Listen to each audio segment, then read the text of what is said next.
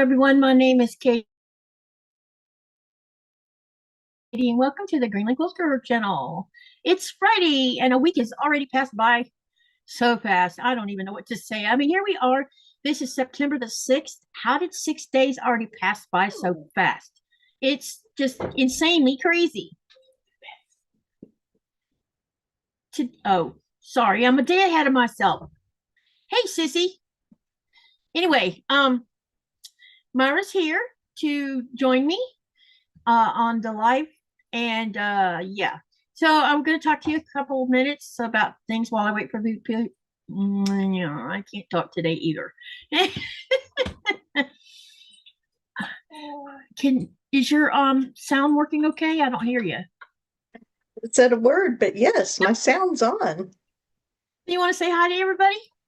Hello, everyone. I'm going to have to go and figure out who's here because I kept putting in the Zoom meeting code not correctly. So, you should be able to see, at least look at the live from your laptop.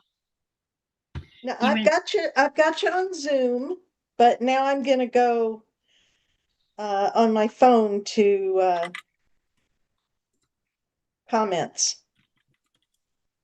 Robin, I'm going to go look and make sure. I thought I turned all that crap off. Hang on. Because normally I set it to where it doesn't run during the live. Hang on a minute. Let me make sure I didn't miss something when I was setting things up. Because I can actually shut it off even during the live. Would we shut it off? Apparently she got an ad, but the setting is on, so I'm not sure why it gave a, who knows. Sorry, Robin. As well, but that's okay. Yeah, I'm sorry about that, but I did turn it off where I could tell it when to put one in it, which I never bothered to put one in. Hey, Linda. Hello, Robin. Hey, Jean. Judy Smith was the first one in the channel today. Hello, Marin. Marin is from Northern Ireland. That is Ireland, so she's on my side of the pond. Hey, Judy. Again, I said hi twice now. All right. Let's see who else is here. Jean's here. I said hi to her. My honey's in here. Hey, my love. Sylvia's here. Hello. Hello, Melissa. And of course there's Linda. Okay, so yeah. I got another result from the doctor's office late this afternoon. Oh my gosh. So I think I mentioned to you guys that I've been telling them that I have pain back here inside.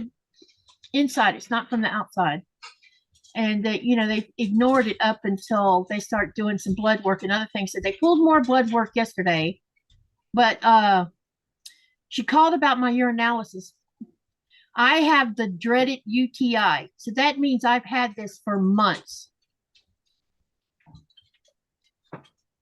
Because when I talked to the doctor on the phone today, when she called me, I said, does that mean that pain that I'm having on my right side inside of me is my kidney hurting? And she said, yes, it had made it up to my kidneys. So I've been sitting here with a UTI for several months. It would explain why I'm having headaches all the time, why I'm tired all the time, why I'm grumpy all the time. Because I don't know how many of you realize this, but when a woman has a UTI, it affects more than just her body. It affects your head, mental, all of it, because apparently that's part of your endocrine system. And when it's out of balance, it makes everything else out of whack. So I'll spend the next 6 days on penicillin, and then they'll probably check it again. And they also pulled blood yesterday to check my liver and some other things. And they also checked for how your blood, he didn't use the word clotting. It was another word. It starts with a C. Coagulates. Yeah. So that was tested as well yesterday. So, yeah. So, yeah, so that's where I am on that. That does make, at least now I can prove, it's not an imaginary thing like the doctor was acting like it was. Because even when I told this newest doctor about this pain, she's like, oh, it's probably just a muscle pain. All of us who are in our later years know the difference between different kinds of pains. Am I right on this? And you can tell when something inside your body ain't right by how it hurts. And it is not muscle pain. I would try to, because I'm a right side of, I sleep on my right side mostly. And every time I would roll over to sleep on my right side, there would be pain inside of me. As soon as I rolled just at the right position where it, and I knew it wasn't the outside. It's not a muscle. So that's where I am on that.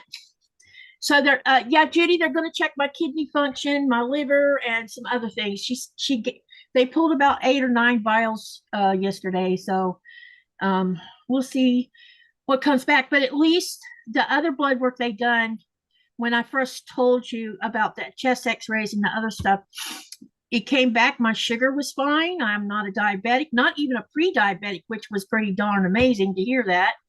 And my cholesterol was fine. My heart was fine. It's just this mess going on. Is it fine? Just saying. Okay, there's more that came in the channel. Hello, Alex, you're here. Hello, hello. Judy Hebert's here. Hello. Now, just some comments about what I was talking about. So let me see what everybody said. My favorite is Linda's. The first thing we think of with cranky, not herself, elderly women, a UTI. Yeah. Seriously. Yeah. That's what I was telling Nikolai. In some women, it makes them look like they have dementia. Or they're having, and mental health problems. Yeah. In mental health circles, especially with elderly, and unfortunately, I guess I now qualify for elderly since I'm 66. But yeah, when we're evaluating an elder person, we always think about UTIs. I've had, let's see, I'm trying to think how many I've had in my lifetime. I didn't have my first UTI until I was 42 or something.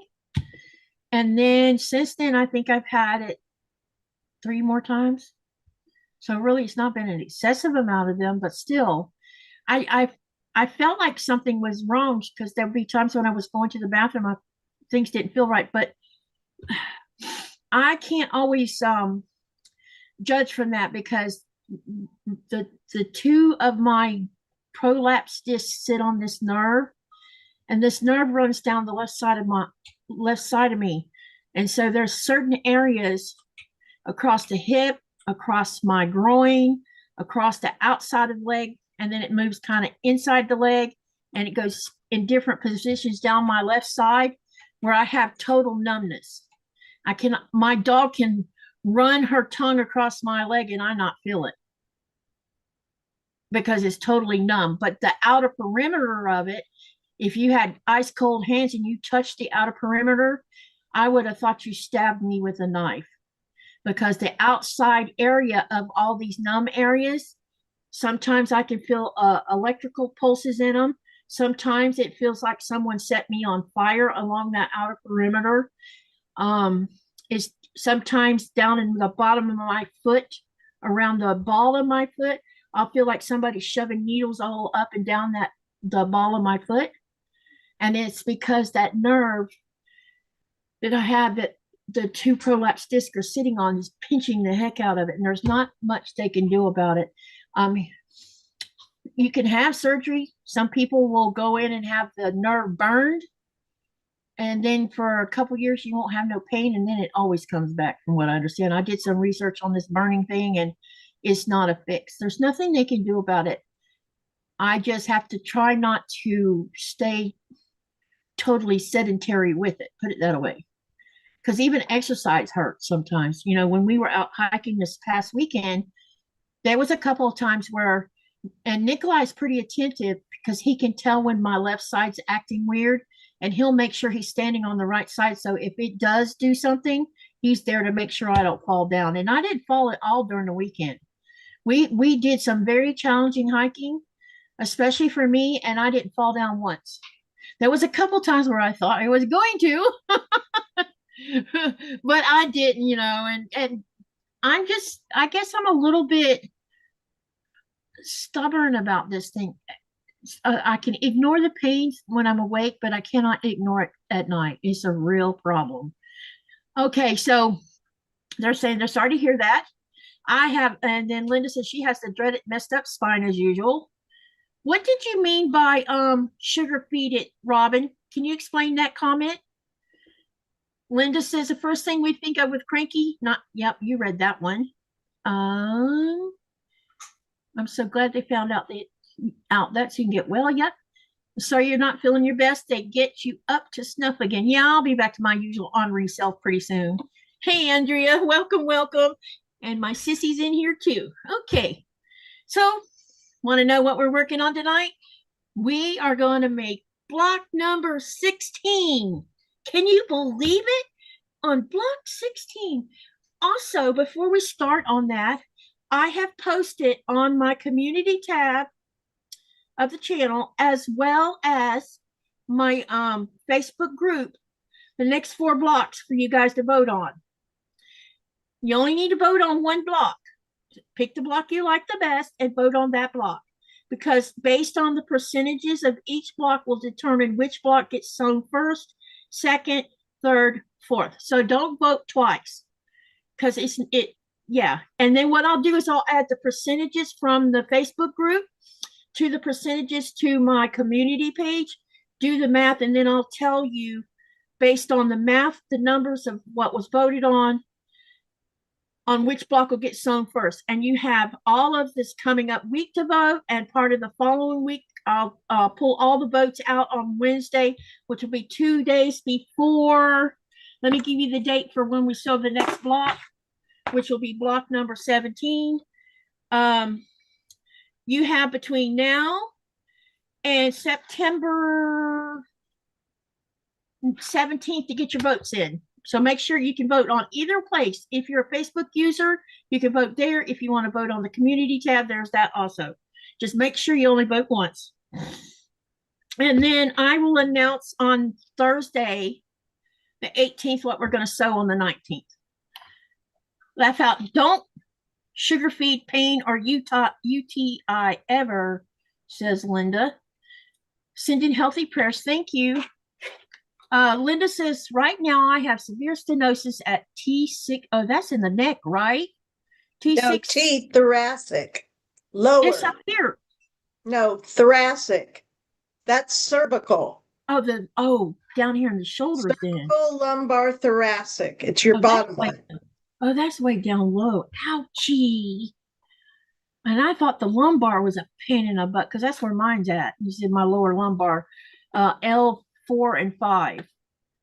Wait, lumbar is the bottom. Thoracic is your chest cavity. Yes, I'm sorry, I misspoke. Yeah. So the C is up here. The T is your chest cavity, and the L is your it's down below, really low where I'm at. Sorry, yeah, I didn't mean to get it wrong. Yeah. Thoracic is mid-spine. Yeah, the 2 prolapse discs I have are an L4 and 5 is where it's at. But don't feed pain. Sending you healing motions. Thoracic, Linda says. My mid-spine. Okay. Cervical is... Oh, okay. Gotcha. Yeah, Linda, I got it wrong. Yes, okay. We all get them upside down sometimes.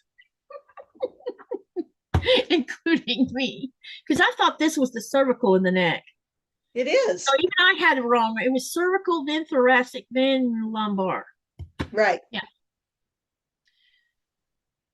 Linda says for her, it's just below the bra strap. Oh my God, that's like right here in the middle of your back where you could poke yourself out. Yeah. And that pain I have is about where that is, just about. But that's not my back. That's my kidney. Hey, Shirley, welcome, welcome. Glad to see you here. All right, so make sure you go do the voting. Also, if you didn't see my announcement over on the community tab today, the channel hit another milestone. I think either yesterday or day before yesterday, but I got an email from YouTube telling me that we are at 4,500. And when I looked earlier, we were at 4,548 or something like that. Hang on, I'll tell you. 4,585. So I'm 15 away from 4,600 already. So my channel is kind of out of that plateau at the moment. So that makes me super happy. And that means I'm less than 500 away from the 5,000 mark, which was something I was hoping I could get accomplished before the end of the year. And technically, or if you want to think about this in a grander scheme of things, my channel's only 2 years old. So that is probably an extraordinary thing. Hi, Melissa. So I wanted to mention that, and it's because of all of y'all. Y'all come watch my channel. You will do watch hours. You like, you comment, you do all these things that helps promote the channel. And other people come and see what people are liking and talking about, especially when they see a comment come across their timeline. They'll come and see what's going on. And that's how more people are coming in here. Also, Tuber Chat's been helping me a lot because I've met a lot of extraordinary, nice people in that channel, and they've been promoting my channel too. And I didn't notice, if you noticed up in the welcome message I always post at the beginning of the live, there's new emojis up there. And for those of you who are members of the channel, Myra can see them. You can actually play with those little emojis all you want to. And also next to your name, depending on how long you've been a member, you get a whale tail of a different color. So I think that's pretty cool. How long did it take you to get to 1,000? I reached 1,000 in, let's see, I started my first live in July of 20, let's see, we're 2 years old, so 2023. Yeah. And then I was just trying to get, yeah, you can blame the UTI on my brain fog. Anyway, I probably was around 400 in September of that same year. So I was only August, September. Yeah, I was only 2 or 3 months old. And then I just happened to be sitting in Becca's channel one night. And Becca says, we have a new channel person. And I'd been after her for the longest time to pull the trigger. And she finally pulled the trigger this year and started her own channel. And she lives in Greenland. She's also quilting and she crochets and she does other things. Y'all go over there and help her channel grow. And she made a challenge. She said that if I could get my channel to 1,000 by December, which originally was New Year's Eve, of which is in December, not New Year's Eve, I'm sorry, Christmas Eve, she would buy me a legit kit, the polar bear legit kit, as a gift. So the challenge was on, and the next thing I know, my channel blew up, and it hit 1,000 a month before Christmas, just like that, all because of what she had said. And then I mostly have been just busting my tail since then, just trying to keep on going.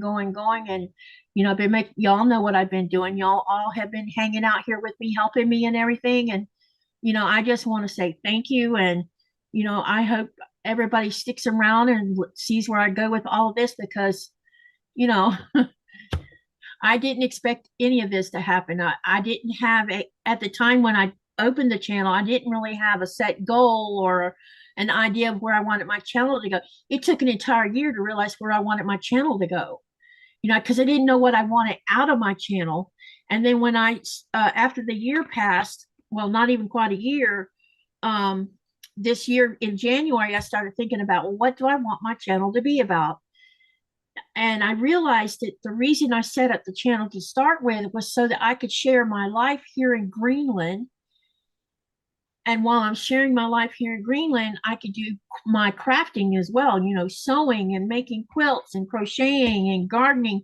I love to cook. I haven't made any cooking videos, but And sometime I might, but I think that the best way to describe what this channel is it's about living with my husband in his country and me having adapted to the way of life here and me being able to share with you guys who, because a lot of people can't get on an airplane and fly overseas.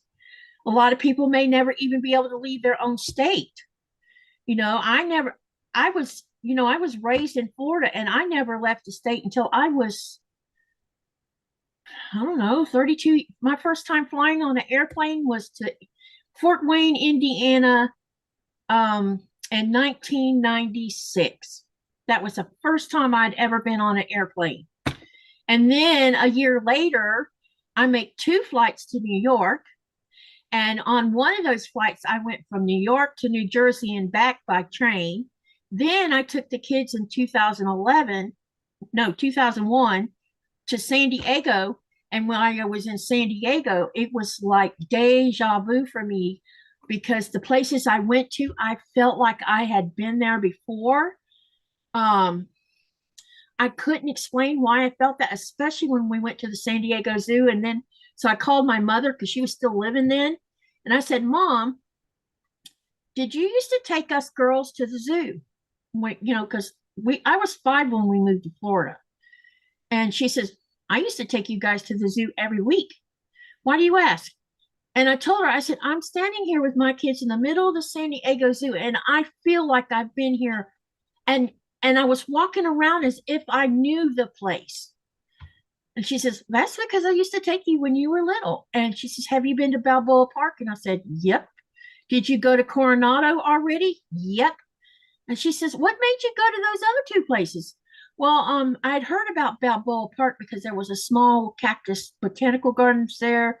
There was also a museum that had to do with aeronautics there. So we went to see that so the kids could see that. There was also a museum that had like old cars and stuff inside of it. So we visited that. And then we went to Coronado to do some other things. And I told her, I said, do you know I asked her about it. I said, do they have that big bridge in Coronado when I was little? And she told me that bridge wasn't there. They used to have to take a ferry to go to the Navy base whenever she would have to go visit the Navy base. So that bridge, she didn't even know that bridge was there. So anyway, I got off on a tangent here. Okay, so anyway, I just wanted to say thank you to every one of you for how you've helped my channel and the things you've done for it and contributing to it and sharing my links, all of it. I love your t-shirt. Wait, Tasha says, I love your shirt. I don't really do t-shirts, but I might have to make an exception. Whose shirt? Oh, it must be Myra's. I was going to say, because I'm not wearing a t-shirt. I don't wear t-shirts. Okay, so and hi, Sean. Good to see you. All right, let's get over here and let me show you what we're going to work on. We're going to work on block number 16, and it's called Star Dance. It's block number 626, and it's on page 320. And what I did is I'm skinned the block where it shows how it's sewn together in a black and white. And this is what the block looks like as we're going to sew it together. So we're going to have we have some half square triangles here. We have some regular squares. We have a square and a square unit here, half triangles, quarter triangles, and all of this is going to come together to make a really cool block. Now let me show you what I decided to use as colors. And I know that most of you will be like, why am I not surprised? Hang on, had to find my mouse pad. I took it off with this. So here is the colors I'm going to use.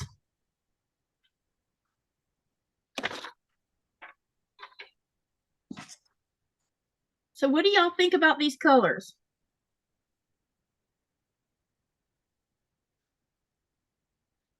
Here, I'll hold it up on the, yeah, hang on a second. So this is how the colors are going to go together. Now there's spots missing on here because I have to make half square triangles up here, which will be red and blue half square triangles. Then we're going to do a square and a square, and I'll be using blue as the stitch and flips to make the square and a square. And then we're going to sew all of this together into this happy, bright block. I love it. I love all the colors. I do too. You know who helped me pick out colors today? Anyone want to guess who helped me pick the colors? Nico? Mm-hmm. I laid out some fabric and I said, what do you think about this, this, and this? And he's like, well, I think he thought the red and the blue went well together and he liked the orange and the green. So that's why we have these colors. Bought one in green, says Shirley. And Linda says, that's going to be beautiful. Okay, so here's what we're going to do. First, we're going to talk about how I'm going to sew these half square triangles. And let me spotlight the small camera so I can stick my hand up near the camera. So if you're new and are just now learning how I'm going to make my half square triangles, is you take your ruler. Yeah. Oh, here it is. Okay, so what you can do to make this easy is you can take on your ruler here, there is this 1/4 inch. You can see it shaded here. And what I like to do, now you can do this 2 ways. You can go ahead and draw a center line from corner to corner if you want to, or you can take your ruler and lay that 1/4 inch just a little bit next to that point and draw your 1/4 inch lines on both sides, which is what I do. I don't bother to draw the center line. But if you're more comfortable with drawing the center line, that's what you do. The other thing is, while I have the camera up here, we're going to be doing the stitch and flip. And what you have to do is you have to draw a diagonal line, lay the block on top of a corner, just like this. And then you're going to sew on that line, then flip it to make sure it lines up on both edges. And if it does, then you cut this part off and then fold it back. And I tend to do opposite corners, and then we'll do opposite again. And that's what we'll do with that. Hi, Laura Sup, how are you? I hope you're feeling good. Yeah, my hubby helped pick colors today. All right, I need to use a different sewing machine foot because we're doing these diagonal lines.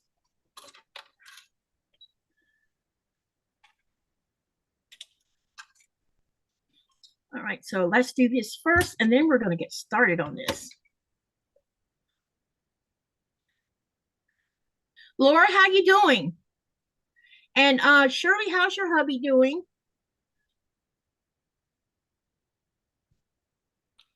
Where's the second half? Uh-oh. Here it is. I thought for a minute I dropped it. Okay. And I need a leader. Still no sewing, Myra?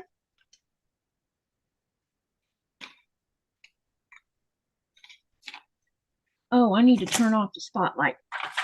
Sorry, guys. The spotlight. There we go. Laura says, I am doing much better. Well, that's good news.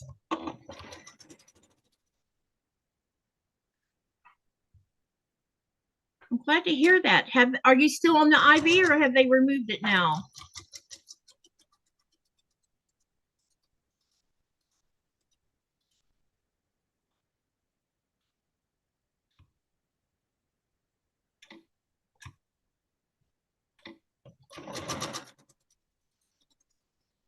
So what I'm doing is I'm just going to sew.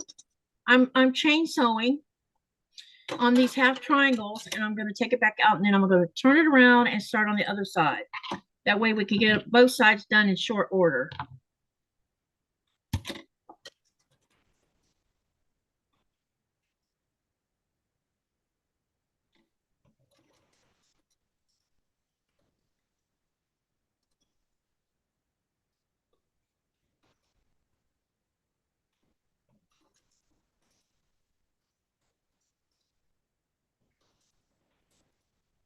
All right, now I have those done. So I'm just going to set them aside for right this minute, and I'm going to go ahead and work on this stitch and flip this on this square and a square, and that way I can have most of this done so I can put my regular 1/4 inch foot back on my sewing machine, and I can save time by doing it this way.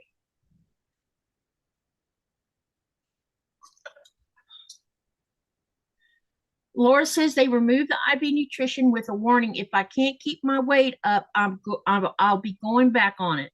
Well, let's hope you'll be able to keep your weight up. Chiefs season opener is tonight, says Linda. Is that football or baseball? Or basketball? I don't know. I don't watch much sports. Myra says I know almost everything in the dryer. Huh? Oh, you throw almost everything in the dryer. Gotcha. Shirley was asking about the sizing of this t-shirt, and I said I wear a US 14, and I buy my t-shirts extra large because I always forget and throw almost everything in the dryer. So shrinkage, don't you know? Okay, Shirley also says, oh, good. Linda found a long sleeve tee like mine. She likes the gray. But Shirley says yesterday the chemo isn't working. They have to change meds. Uh-oh. Hopefully next week. Prognosis is not good if he doesn't start responding. Shirley will just, I will just really keep him in my prayers, and you too. I know how that battle with chemo goes. Yep, we'll keep him in our prayers and sending good thoughts your way.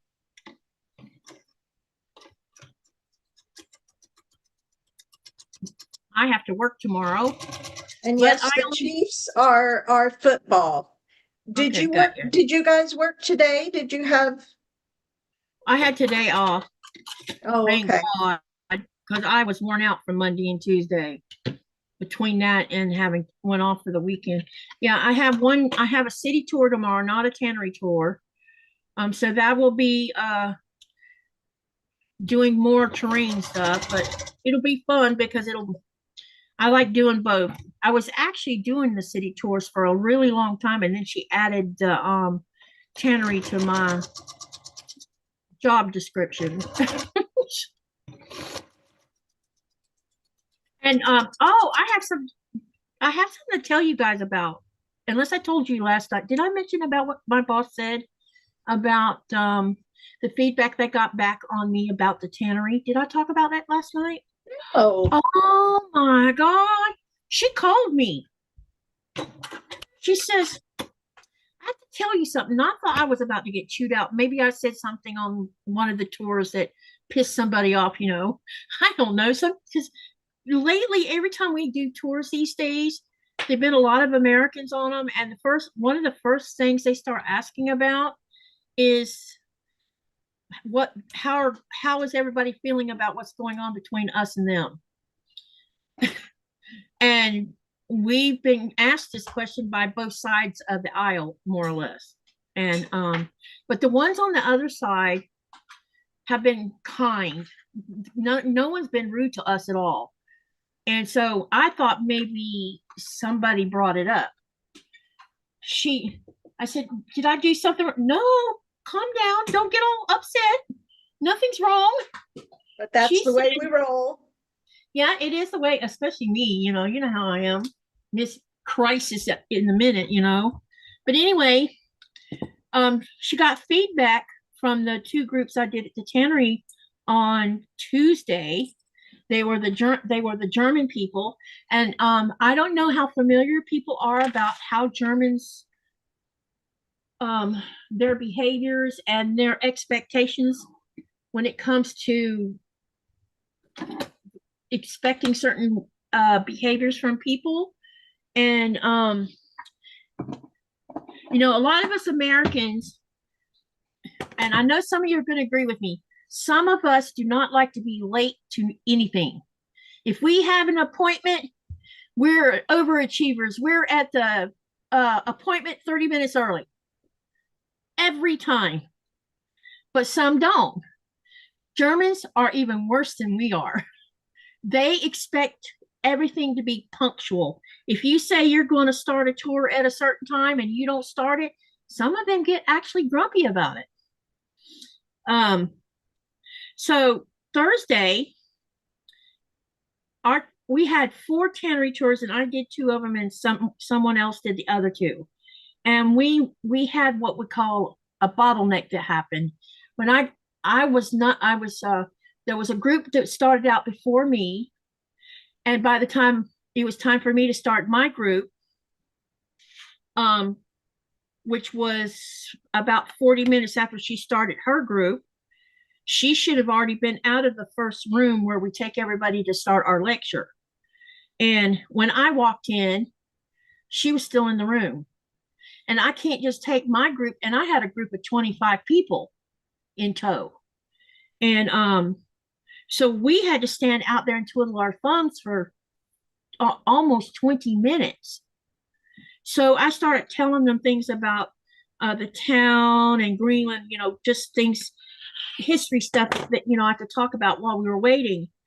Well, when I finally could take them in the room, I do my usual spill and everything, because I believe in giving them the hour that they pay for. If you pay for an hour, you should get your hour.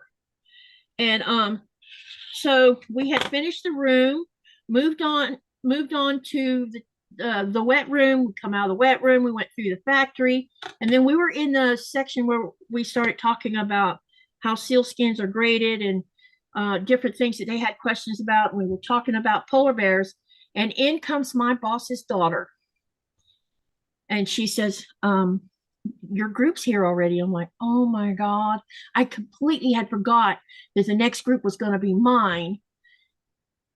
And I wasn't done with the group that, I started out late with, because I couldn't get them in when it was. And when I had left my phone in the room that we started in, because I was showing them what a hooded seal looked like. Some people don't know what a hooded seal looks like. And so I had took my phone out to show them what one looks like. And so, in case you're wondering what I'm looking for my seam roller. I had left my phone in there, so my boss was trying to call me. There was like 2 missed calls from her. Naya was trying to call me, and I didn't answer because I didn't have my phone on me, because I had left it in the room. So anyway, before it was all over with, it all worked itself out, and everybody was happy, and no one was mad or upset or anything like that. I gave them what they wanted. And so I thought, when she said, well, I thought I was going to get some bad marks because of things being running behind. She told me that I got the best marks anyone has ever gotten doing the Tannery tour.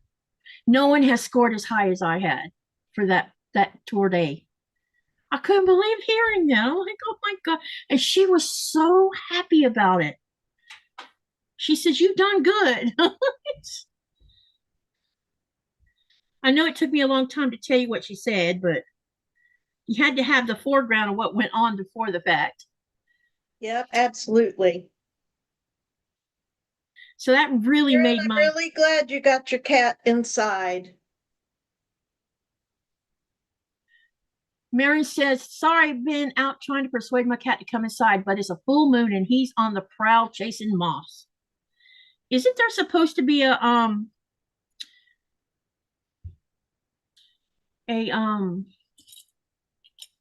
eclipse tonight over in Europe, and it's going to make the moon turn red?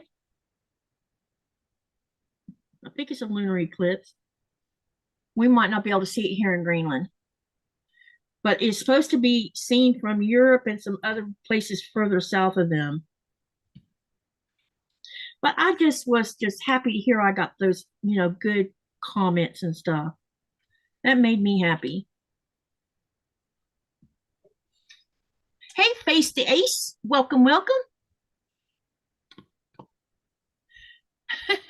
Face says, sounds like Puerto Rican too. Oh, are they punctual as well, Face the Ace?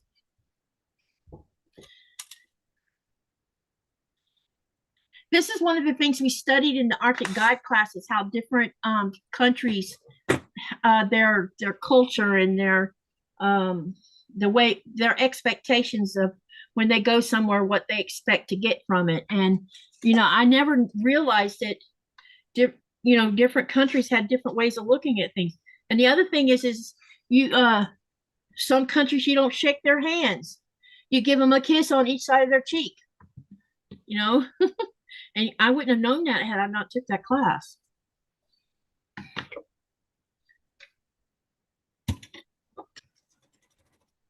Because sometimes you'll get greeted that way.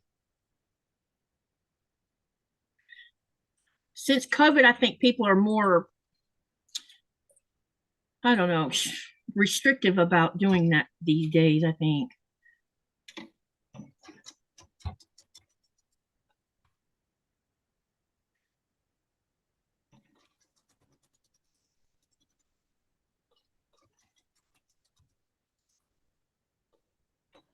Puerto Rico is part, yeah, I know it is. But Puerto Rico has its own culture that's not so much United States culture. In Kansas, my sweet niece lives right outside Kansas City in the Missouri side. Cool. Or does she live in the Kansas side? I never can keep it straight. I think I need to add Missouri on my list of states to visit. I really want to see Montana, though. The northern part of it where the forest is and all that stuff. I really want to see that part. Sheridan, Wyoming is beautiful. I've heard that too. It's the Commonwealth. It's isolated. Yeah, it definitely is.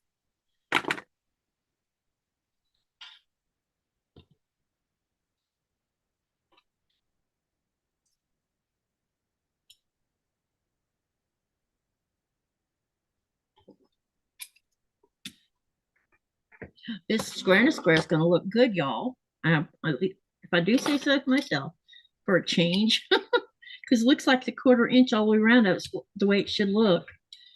All right, let's get this cut off, and then I'll show the square to you. And then we'll get these half square triangles cut.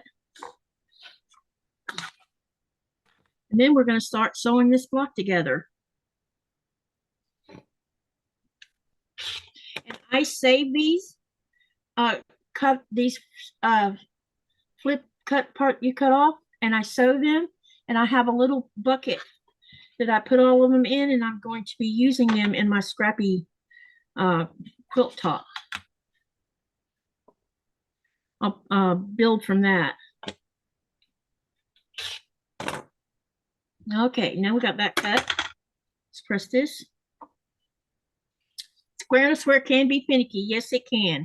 A lot of times I end up with a wonky one, but this is coming together. But these batiks, I've been having fun with some of these batiks because they're, I don't know, they're just so nice and soft, but at the same time, you would have thought I sprayed starch on them or something. Uh-oh, I forgot to turn the iron on.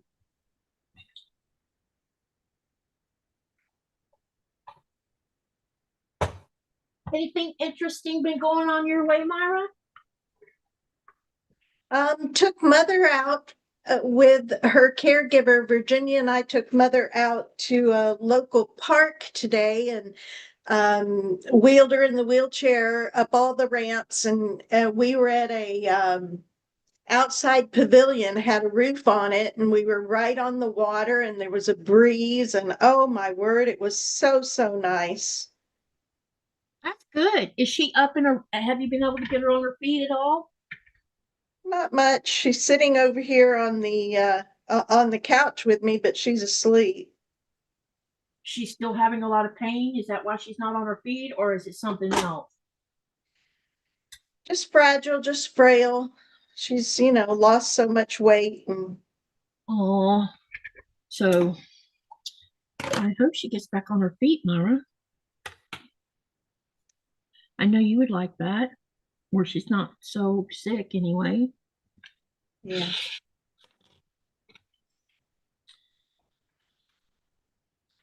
Well,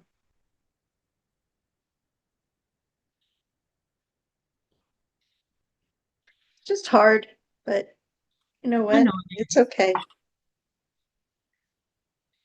I feel for you. I remember taking care of my mom. It wasn't easy watching her deteriorate, but she Nope. deteriorated for a different reason. Your mom's had a long life. Yeah, 91. We're blessed. That's something to brag about, man. So my niece lives in Miriam, Kansas, but she Mhm. works in Kansas City. Sweet. What does she do there? I'm in Northwest Florida right now on the Panhandle, but I live in Central Florida.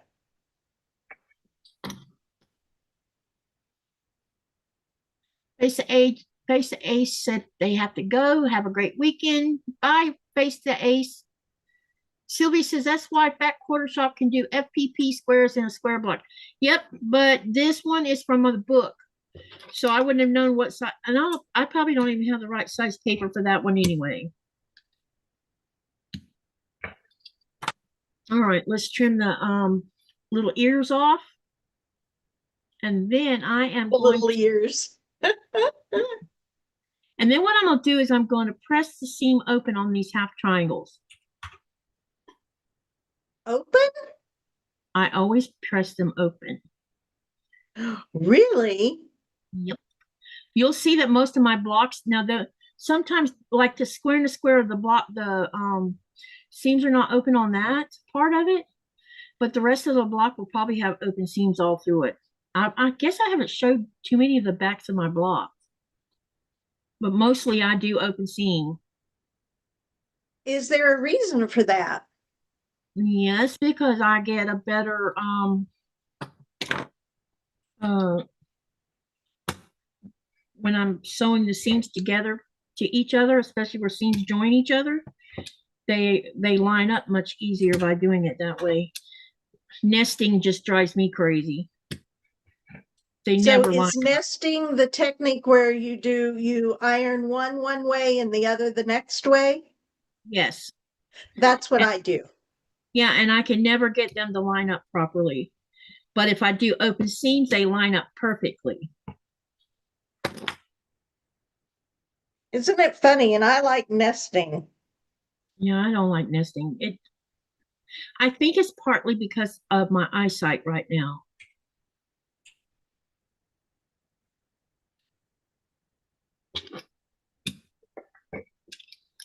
I think that plays into it. So, my Fat Quarter Shop order where I ordered backing, not yeah, no background for my Corey Yoder Callie and Co. for the Jolly Bar sew along that Fat Quarter Shop is hosting, and it's it's left Copenhagen on its way here, and the sew along just started a week ago, and I'm like, come on, hurry up and get here because I want to participate in the sew along. And I think what I'll do with this sew along is I'm just going to make little short videos of me doing it. I'm not going to do them on a live because I already have 7 projects I do on lives, you know.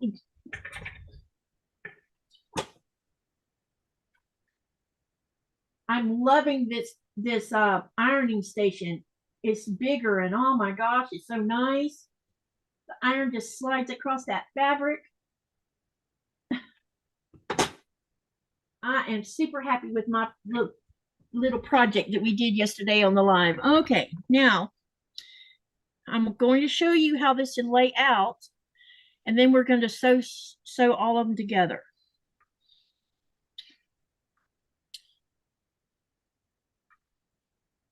All right.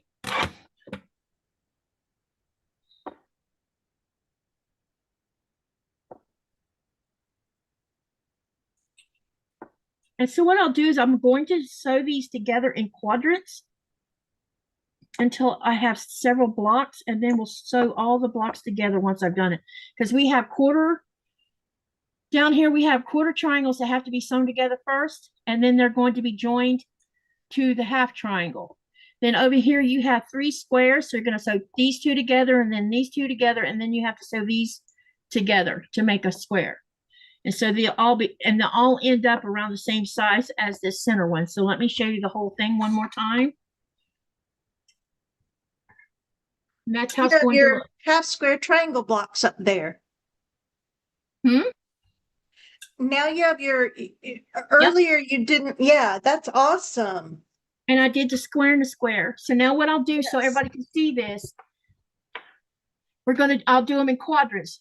This quadrant, this one, and I'll do it all the way across, okay? So you're going to sew this and this together, this one and this one together. Then you'll sew the 2 pieces together to create one block. You're going to sew the 2 quarter triangles together, then join it to the half triangle, and you'll repeat this process here. Repeat, repeat, repeat this bottom row. And then when you have all the blocks sewn together, you're going to sew this to this, and then this one to this one. You'll sew this to the middle and this one to the middle, and same thing down here, and then you'll end up with 3 rows, and then you'll sew each row together to get a completed block. Okay. So what I'm going to do is I'm going to clear off this table here a little bit, and I'm going to lay out just parts of this block. That way, because I need to be able to use finger pressing and everything. And my design board is just too big. So what I'll go ahead and do is I'll lay out the top row first. And I'll sew all those pieces together, sew them as blocks. Now I will not join them together, the whole piece yet, because I want you to see the progress as I come along with it. And also I want to make sure that I don't get myself confused, because we all know what Katie does when angles are involved. It's very easy for me to turn a half triangle the wrong direction.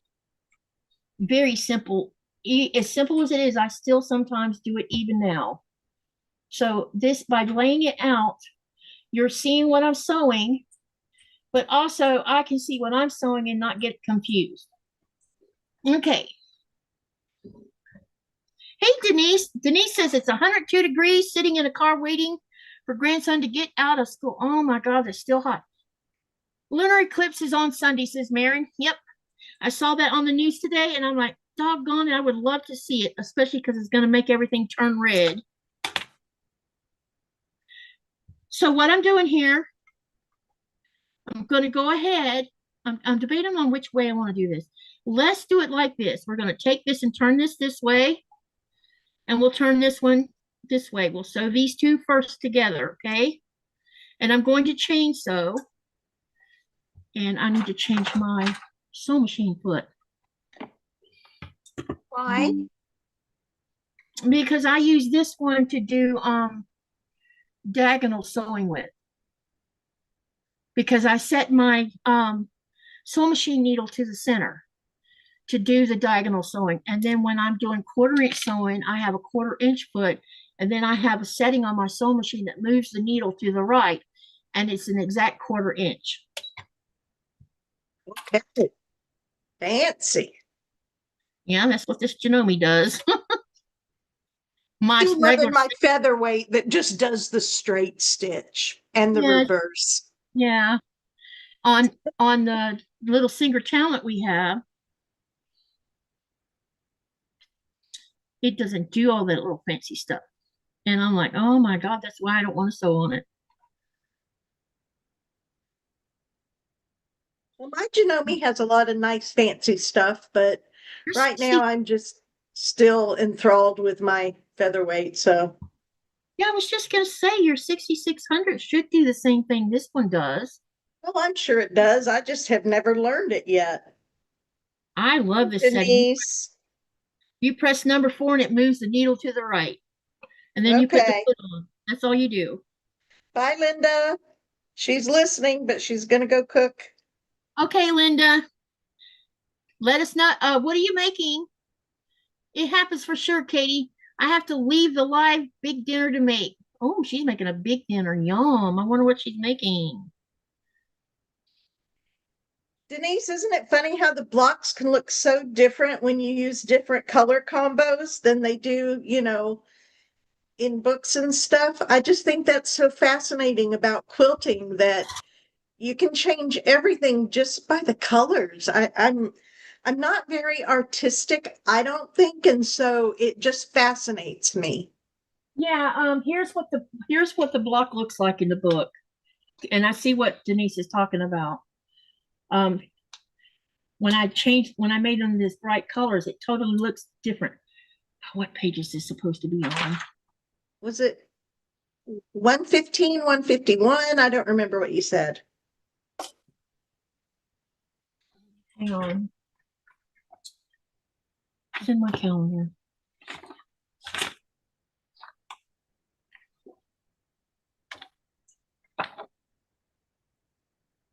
Page 320. Boy, was I off. No, because I knew the 100 was, it wouldn't be 100 because that's applique. And Katie doesn't know how to applique yet. I've only appliqued by hand. Okay, page 320.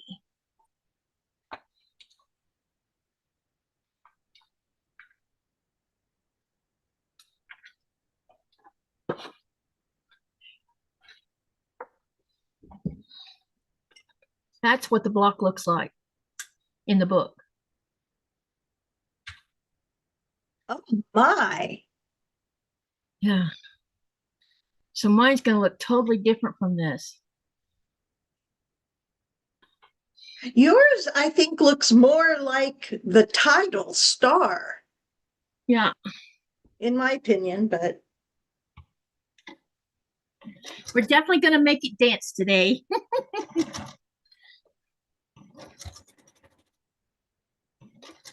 I noticed in parts of the book, like the next 4 blocks I posted for people to vote on, you probably noticed they all look like they have the more 18th century fabric they used on it. Plus, also, it almost gives that fallish vibe to it as well.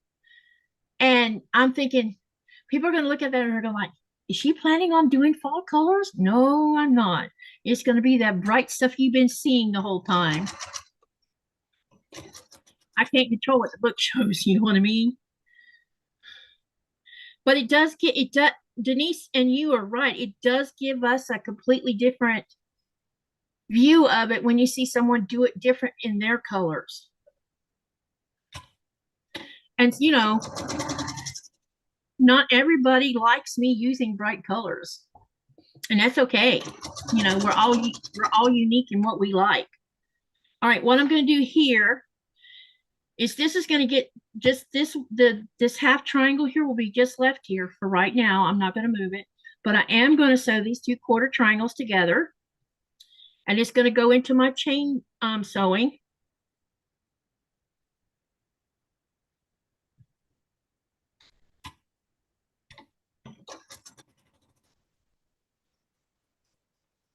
And then we'll do the same thing on the other end that I started on the left side of this these triangles.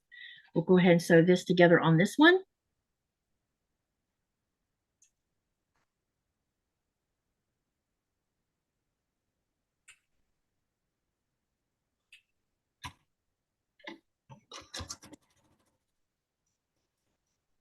And then we'll sew this one on. And then when I take them off, I'll put them back in the order I sewed them in and press them open by hand. And then we'll join the 2 here. Then we'll join the 2 I sewed together here to this one. And then the 2 here. And then we'll have 3 blocks made. And then we'll put it back on the design board.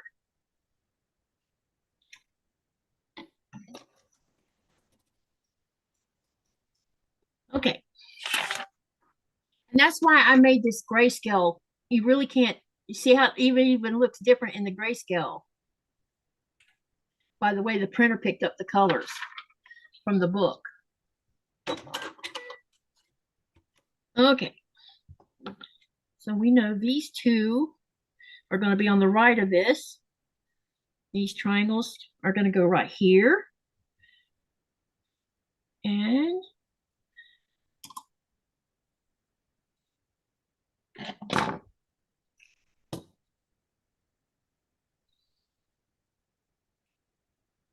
the block looks really, yep.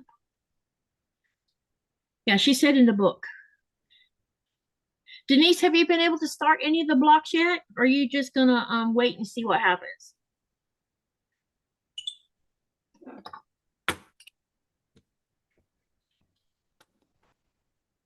I gotta make sure I have this in the right spot.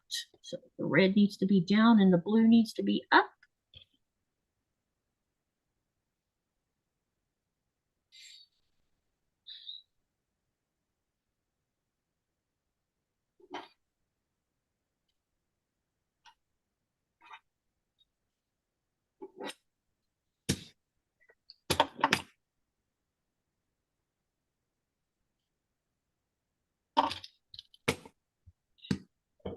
Okay. And then this will go here. See how the red's going in the toward the center. Robin said, I've been sewing for years and never used the fancy stitches. Yeah, I haven't even tried my fancy stitches on this Janome. Oh, I have. I've used the one that looks like leaves. Mm-hmm. I did that on one baby quilt when I was sewing the what is it when you turn it the backing over on the front, the binding. Yeah. Yeah, the binding. I sewed with that stitch and it looked so pretty. I really liked it. And then when I made the drawstring backpacks for my grandson and his little best friend, I used a like balloon stitches or something. It was cute. And I used my Janome to write their names on it. But it's teeny tiny and it was like, eh. But it also was good because then strangers can't, see them and call them by name, I guess. Yep. So whatever. Okay, so this is going to be like this. And then, Hello, Lainey Grace. Welcome. hey, Lainey, welcome, welcome. You know, that's the first time I've seen happy faces upside down. Does that mean they're in distress, like a I flag? don't know, but see, they're upside down. That's too funny. Denise says, I don't see in too much pain to concentrate. I just like to see others create. Thinking about making some rag quilts for Christmas. That sounds like fun. I've never made one. Mama, you okay? Okay. Uh-oh. Houston. Give me something cold. Yeah, I'll be happy to. I'll be right back. I sewed this on the wrong side. See? Okay. Oh, okay, just a minute. Hang on. Let's do with the others. Yeah. I sewed one on the wrong side. Yeah, I know, but I thought you also said you were coughing out. Wait a minute. Let me see something real quick. If I turn this like this,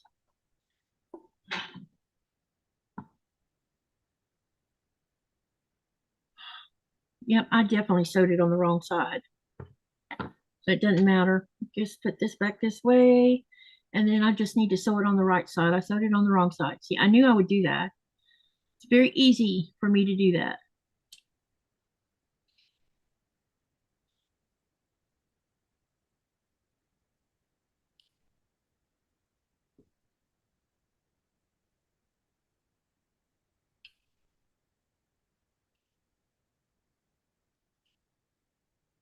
So we had to get the little seam ripper out for a minute and we'll fix this real quick. It won't be no big deal.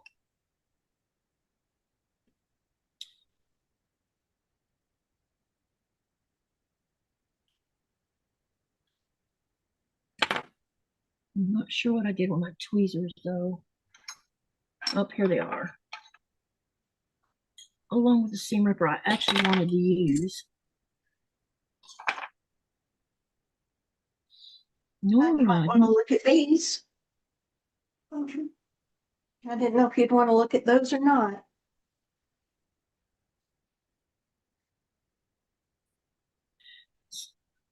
Did your mom do a lot of sewing when your dad had the long arm? Okay. Did your mom do a lot of sewing when your dad had the long arm? Yes, Mom and Dad both did a lot of sewing. Oh, cool. Hey, Mom, do you want to say hello to my friend Katie? Hang on. My friend Katie in Greenland. Wave, Mama. Hey, baby, how are you? I'm good. How about yourself? Are you cold?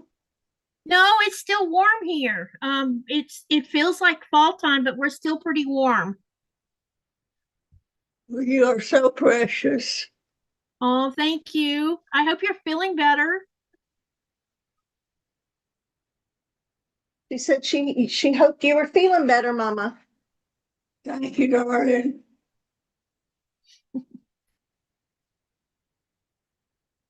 So now I'm going to have my mom on one of these lives in perpetuity or whatever you call it, so I can go back and look. Yep. So you go back to the video just so you can, yep. Don't get upset. I'm not upset. But you'll definitely have that locked in history. I know. One of my mom's friends' daughters brought by a whole slew of photo albums. My mom and dad have been Shriners for over 50 years. It's 60 years a Mason. And she brought over a bunch of her parents' photo albums. And so Mom's been looking through those. She brought them over today. And so when Mom's through looking at them, I'm going to take them up to the Shrine Temple and turn them over to the historian. But I thought it would be fun for Mom to get to look at them. Yeah, that's like going through memory lane, man. Exactly. Wow. Okay, here we got. Now, as you can see, I have these have to be sewn together.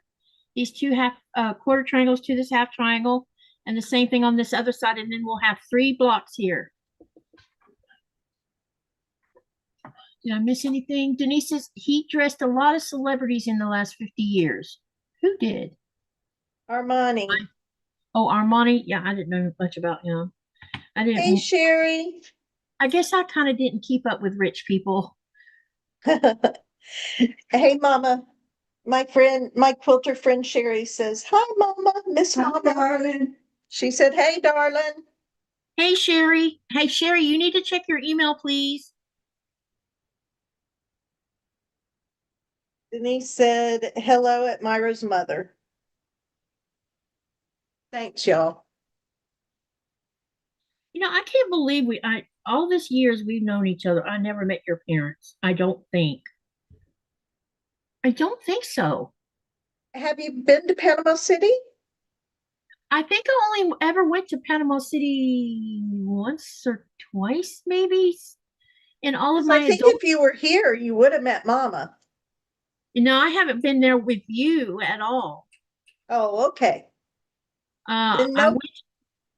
I'm trying to remember when I went to Panama City. There was a reason why I went, and then I went to Tallahassee one time to the college there for it had to do with woody plants stuff. Someone was talking about they had some um trees there that if you happen to be and I was already in Panama City. I think I just went there to see the beach or something. I don't remember. That was so long ago. And someone had been, you know, it's not much further to drive to Tallahassee. You should go by and see their landscaping. And I think that's why I went by their college there to see that. But I didn't go see the state capitol at all. I I was love interested. our capital and our museum attached to it. Yeah, I was interested in trees. That's all I cared about at the time. And if I went to Washington, D.C., you know what I would go see? The Smithsonian and the Botanical Gardens. I wouldn't even bother to go see the White House because I would rather see the other two things. Although I think it would be good to go, it would be cool to go see Abraham Lincoln. Yeah, he's pretty awesome. But from what I understand, the Botanical Gardens is pretty big there, and so is the Smithsonian. Well, I've never been to the Botanical Gardens, but yes, the Smithsonian has so many buildings and it's so big and it's so nice. Yeah. When I went to New York and saw the New York City Botanical Gardens, I'm like, oh my God. I went there 2 days in a row and took 27 rolls of film and developed all 27 rolls of it. And I could have just stayed there. When you're inside the gardens, you can't hear the noise of Manhattan or anything. And on the back side of the gardens, there's this area where they left it in its original habitat so you can see the ice age stuff that happened when ice used to cover New York. And it's just that some of the trees that I saw there were ancient. I was just in heaven. And they have the only 18th century glass house in all of the United States. So Joe's just listening and working on her journals. Denise said a lot of the movies you talk about, he was designer for. He also had cologne, perfume, and bags. Still speaking about Armani. Yeah. Giorgio was the name of one of his perfumes. Yeah, I don't know anything about that. I have one kind of perfume that's very expensive by Christian Dior, and I still actually have it. I just wanted to make sure you checked your email, Sherry. I sent everybody what they were supposed to get, and I don't think people's checked their emails and saw what came in their emails.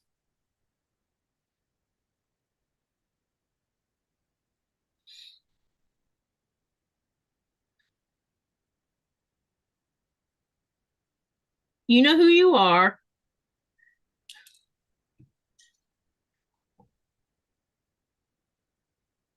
I'm a little confused. There was 2 people on the list that I needed to hear from. I thought that Vintage Joe was the same person as Quilting with Joe, so I guess it's 2 different people. So I don't know who Quilting with Joe is, and I'm like, oh, I need to get a hold of her.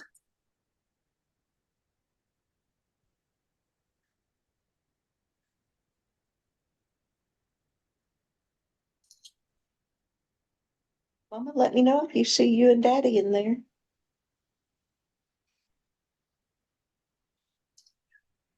Does she have a lot of memories going through her head as she looks through them? No. Mom, do you have a lot of memories of these things as you look through this? Yeah. Yeah. I looked through the one that you looked through already and didn't see any of you and Daddy in it. Yeah.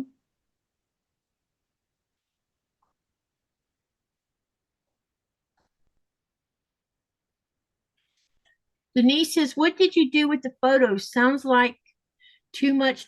No, I still have the photos, but they're not here in Greenland with me. But when I go back to the States this next go around, I'm coming back with a bunch of, in fact, I'm gonna come back with all of my photos and all the photos of the kids because I'm ready to start splitting them up. And I need to see, I know in all of the photos I've taken, because I've taken hundreds of pictures of the kids and their dad, and I know that they would love it if they had pictures of their dad, because he left a hole in their life, and seeing pictures of him when he was actually in a good mood would be a wonderful thing for them mentally. So I plan on splitting them up, and the ones where I might have only had maybe one copy of it or something, I'll take those and have multiple copies made of it so it can be divided between the 3 of them so that each one will have their set of pictures of their dad. There's more pictures of their Very dad. kind of you. Yeah. there's more pictures of their dad than there is of me in all those pictures. Well, because 'Cause you were taking them. Yeah, I was always behind the camera. That's why whenever I'm in any of the Disney parks and I see a mom taking pictures with the dad and the kids, either Bill or I always offer to let her get in the picture. Because I'm not in many of our family vacation pictures either, because I was always the one taking it. Yeah. Now with the botanical pictures, I'm going to scan them all and put them on my Flickr page. And after I get them all scanned, I'm also going to make them into a video and then put that video probably on my YouTube channel, and also I will put it up on my Flickr page, because I'm going to put Lynette's name on my Flickr page so that when the time comes, the kids can download all of those videos and put them on a hard drive, and then they'll have all of that as a keepsake. Or I might put them all on hard drives. That's probably what I should do, is buy external hard drives and make a copy of each. Take 3 hard drives to make copies of all of it. That is my stuff, because I have 12,000 pictures on my Flickr page that's mostly Greenland. And I don't know why when I was taking pictures, it didn't occur to me to make videos back then. Sherry, how are you doing with your hexagons?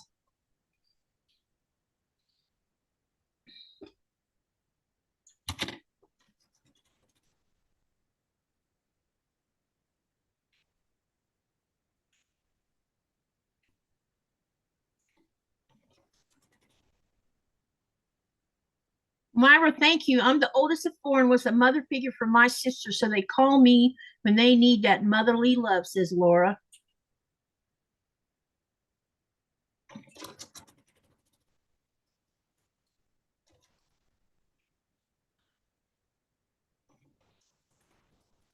Is knocking those hexagons out of the park. She sure is. That's just amazing to me.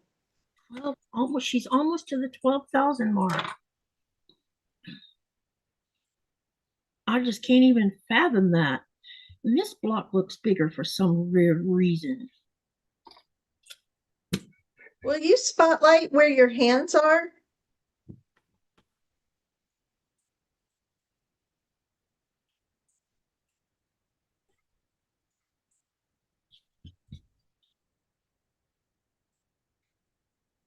They look the same to me. You talking about the red one and the blue? No, I'm talking about this one I'm working on right now.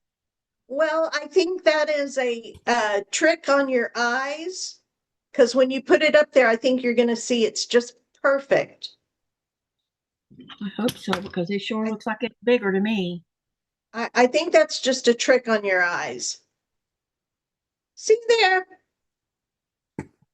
There you go, sis. You've done good. You've done real good. Okay, got that. Wow, look at those colors. My goodness. That is so pretty. All right, let's get this back on the design board, because I'm not going to sew them together yet. And we're going to start the next row, which will be number 2, which means I'll be doing the triangles and leaving this one in the center alone. Okay.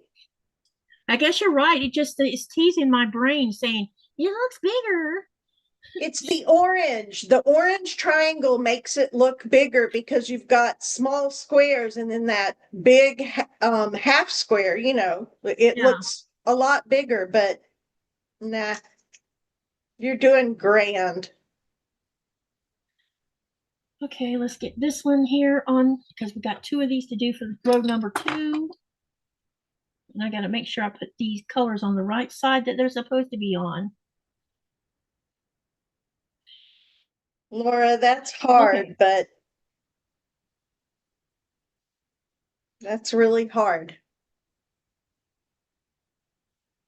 I'm sorry that you went through that growing up.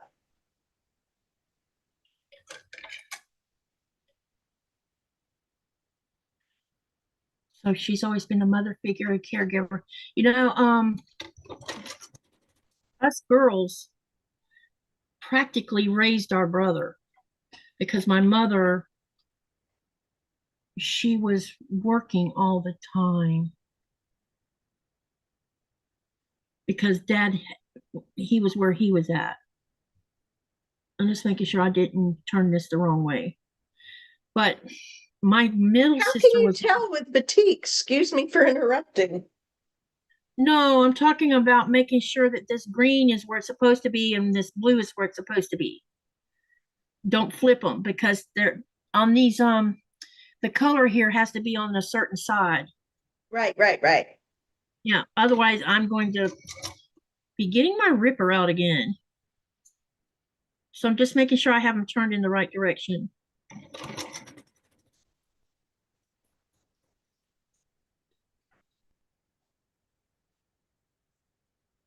Laura says, Katie, it looks great and the colors are awesome.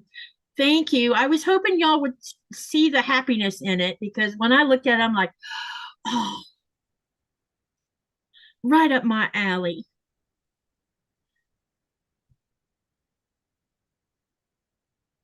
So the so long I mentioned that has to do with Fat Quarter Shop and the Jolly Bar. I'm going to be using the Callie & Co. Fabric. I have 2 Jolly Bars of hers. And her colors in that Callie & Co. is so bright and happy. Y'all will see it's a lot. It fits within my scheme of using bright, happy colors, but at the same time, it's cotton and it might be more up more people, other people that don't care to use batiks. But I think you'll love the colors on the Callie & Co. fabric line because it's really pretty.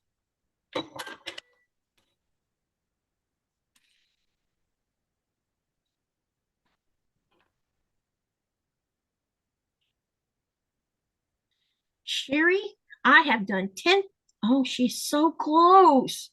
10,727 done and only 1,773 left to get done.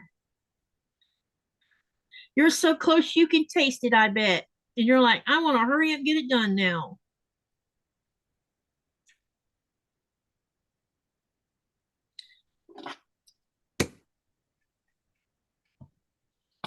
Make sure this is the right side. So that's blue.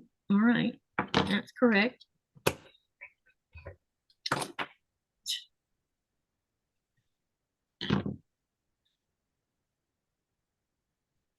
Sherry says, wow, oh,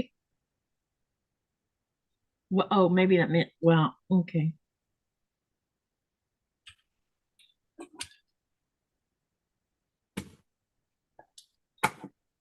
Do y'all want me to change it back to the regular view?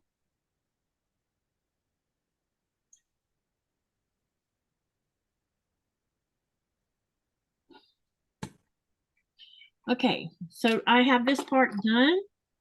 Now what we're going to do, make sure this is the blue here. Yep, we're going to sew the orange to this one and the orange to this one, and then these 2 blocks will be done.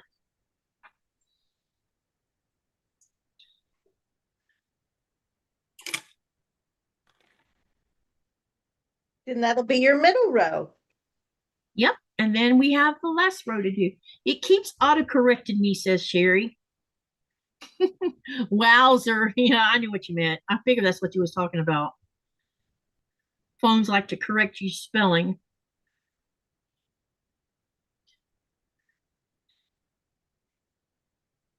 Hey, I want to get Sherry, want to get with you if I can in the next day or so, so we can talk about shipping something.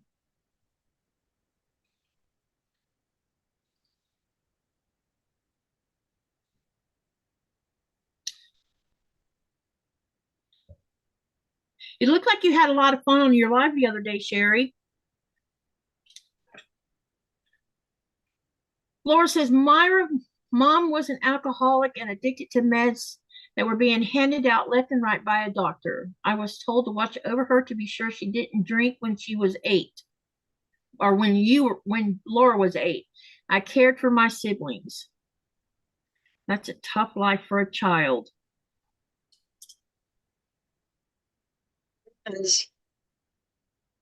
Tough life. Hi, Lainey.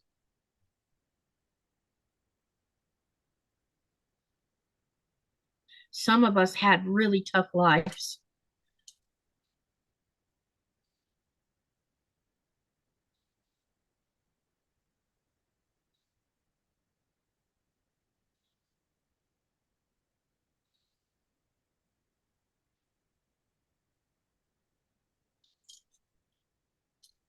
I was chatty Cathy that day. Ha ha. Is that? Oh, uh-oh, I just dropped a pin on the floor.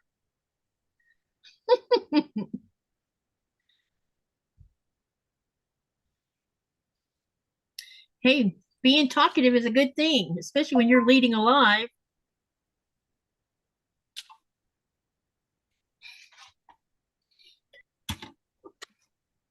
My husband disappeared.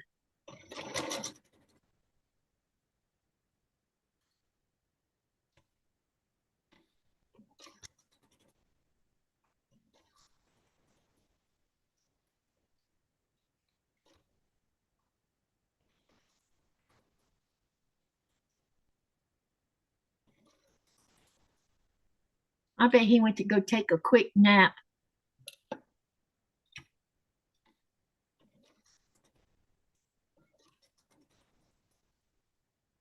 He was up a bit earlier than I was today. He said I was sleeping so peaceful he left me alone. For the most part, I was tossing and turning all night because I was in pain. My pain has been really bad the past, I don't know, month or so, but this week it's been extraordinarily bad. Don't hate your own heat. Mm-mm. It's all cool. Mhm. Okay, now we've got these two done. Let me get them finger pressed and everything. Does your mom like to watch TV, Myra? Not much. When she was younger, what was her favorite hobbies, or do you know? Hmm.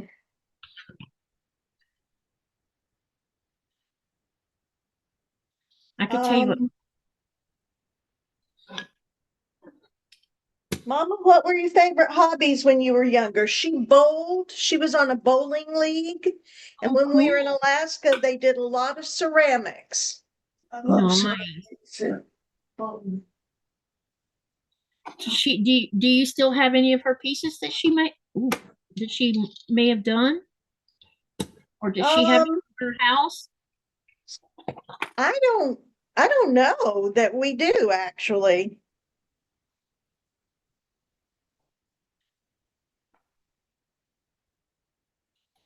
Oh, Lainey says, I'm one of those who had a tough life but don't like to think about it much. Love you guys. Love you too. that's my daddy in the red, y'all. Wait a minute. I have to go off the spotlight to see what you're trying to show us. Hang on. Aw, who's he with? He's with a potentate called Ron Bass. Nice. My dad was his chief aide. Sherry, Sweet. yes, the doctor called me today. I mentioned it in the beginning of the live. So, they did blood work and they did a urinalysis 2 or 3 weeks ago. They lost the urinalysis. I don't know how you lose stuff. So I had to do a new one. And so the doctor called me late this afternoon to inform me that I have a nasty UTI going on. And when I asked her if that was what was causing my pain where I have it at, and she says, definitely, because it's already reached up into your kidneys a little bit. So I'll be on antibiotics. And then yesterday they pulled blood work to check my kidney functions, liver functions, and some other things along with coagulation. I bet I said that wrong. And it'll be 2 or 3 weeks before I hear back on that. But I have a B12 deficiency as well. So I think that's why she ordered more blood work to make sure it wasn't being caused by something they don't know about. But she said that the pain in my side should start being better once the infection leaves my system. I hope so because it's very annoying. What's my arrow? 76. Are you hot? No, You're cold. but I'll be all right. Do you want me to get your, No, I'm fixing to get out this room anyway. okay. Oh, this was about to be wrong here. Okay. See, I gotta be careful how I turn these orange triangles too. Okay, so this is orange, blue, green. Orange, blue, green. Okay. Mother, that's you dancing, What is that with? planting Who? the potentate. Let me look at that. I'm finished with this one when you get finished with this. Well, then why don't you let me? Oh my God. Um,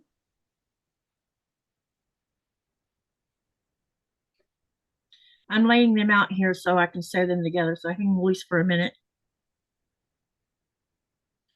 Okay, let's get this other one over here.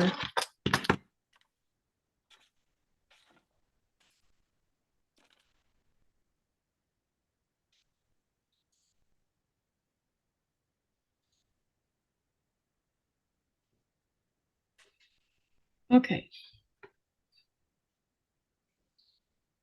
Go ahead and sew these together. Yeah, I agree with you, Sherry. Um, do you know what I said earlier today, or when I started live, we were talking about this. The thing is I've been complaining about this pain in my side since over the last 6 or 7 months, which means that I've had this UTI this long.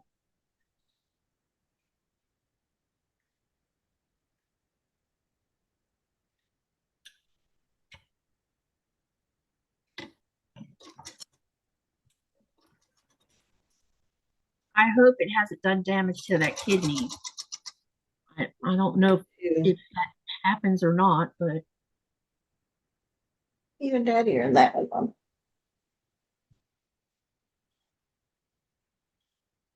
both of my parents are already gone. They already passed away. Yeah, both my parents are gone too. My dad died at 56 and my mom at 66.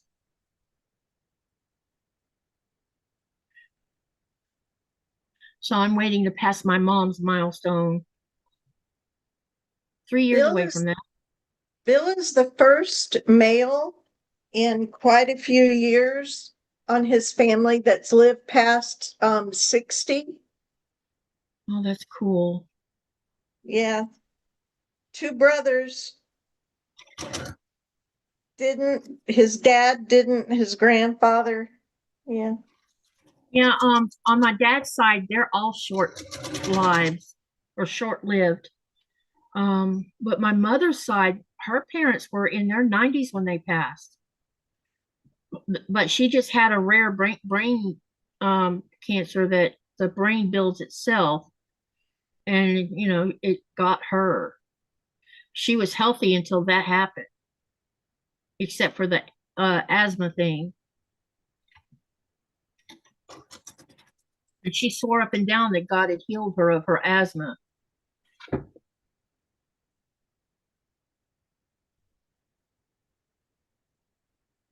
But you could hear her breathing hard. But she had faith. So you couldn't make fun of that.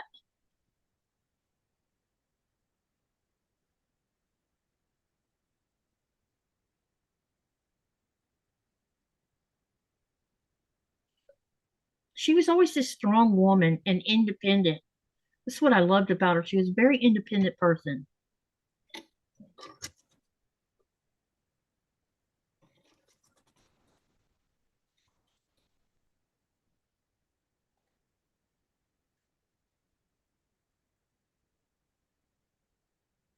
I went to the doctor, Sherry.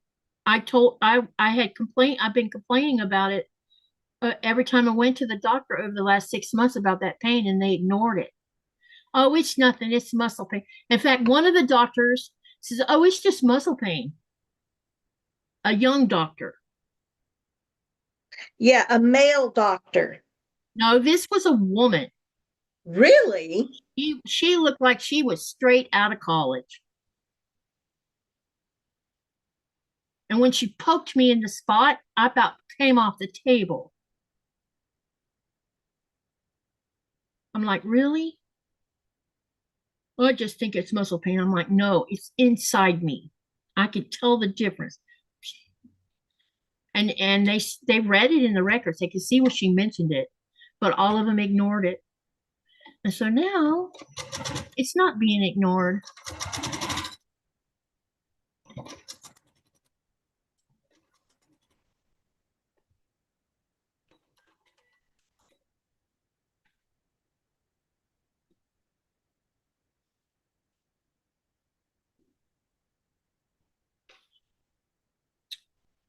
Sometimes I think doctors think they know more about our bodies than we do, and they choose not to listen to what you have to say.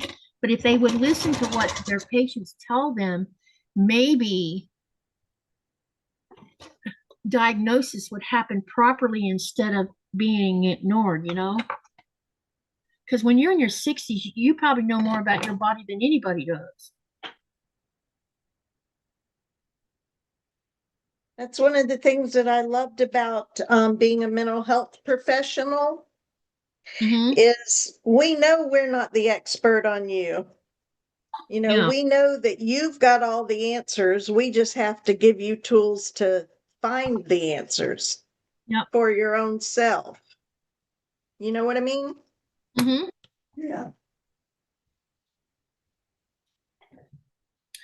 I wonder where you were, babe. Bathroom. Oh, I thought you were sleeping. I need to do some dumping. Oh, gotcha.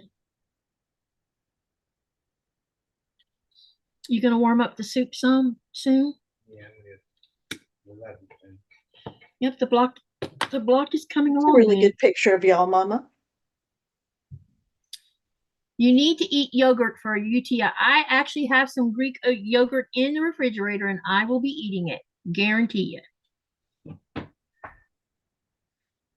Because I picked up some when we went grocery shopping. You know, I'm wondering if the UTI wasn't the reason I was craving spinach so much. It's a good-looking man right there. It took me forever to be diagnosed. I was at the GI and in the ER several times before diagnosed with bowel obstruction. Man, I've heard bowel obstruction, worst thing ever. Well, yeah, that sounds horrible. Yeah. Let's see, blue, green. Okay, we got that going in the right way. This seems weird the way it's doing. All right.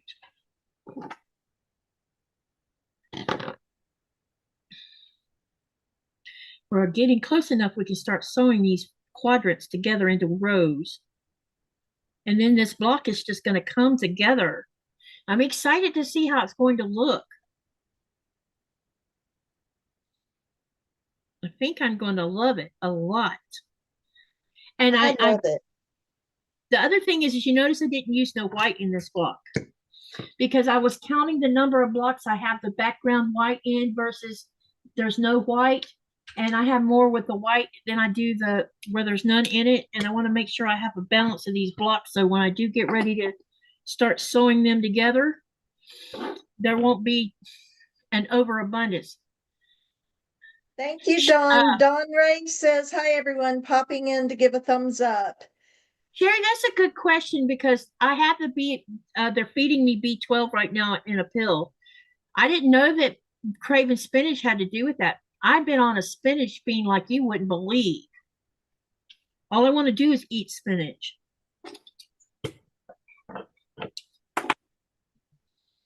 That might be. I've ever said that in my life. I want to eat spinach. I love spinach. But lately, the last, I don't know, 4 months, I've been craving it.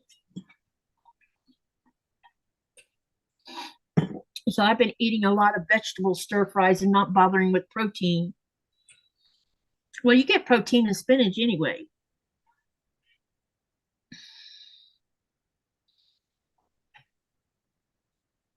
But what I meant was eating meat. There was several days where I just ate vegetables 3 or 4 days in a row that had spinach in it. Spinach, mushrooms, haricots, shallots. I like made a stir fry is what I did. What is paraquat? It's a French green bean. It looks like a green bean, only it's delicate looking. And you can find them in the grocery stores in the United States now. Go into your frozen vegetable section and you'll find them there. Because I saw them in both Florida and California. I'm like, wow, they have haircuts here.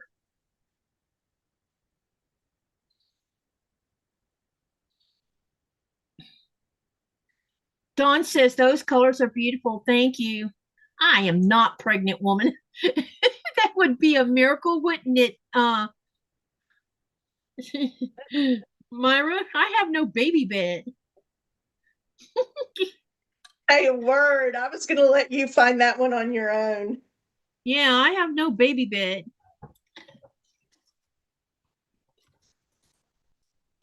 I'm sure my husband wouldn't complain about it, but I'm a little old for that kind of thing.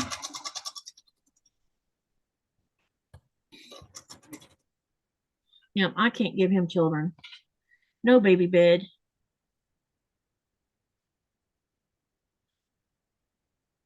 I lost that when I was 32 years old.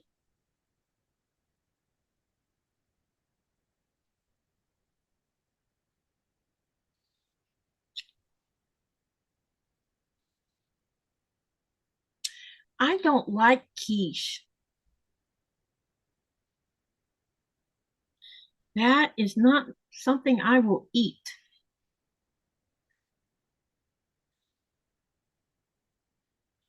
If it doesn't have mushrooms in it or olives. Did I ever tell you the time my dad shoved that in my mouth and I vomited right there in front of the whole entire church? No, that's okay. I can miss that one. We were having every year the church had. I'm not going to tell the story, so don't worry. Every year the church had Thanksgiving on the church grounds, so everybody would bring dishes of food, and my mother would make chicken and dumplings, and her homemade biscuits, and her I think sometimes she'd make fried chicken, and sometimes she would make roast beef instead, and they were always the first to go, especially the chicken and dumplings.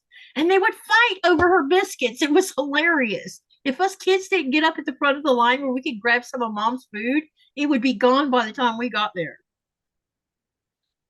Because my mom was a great cook.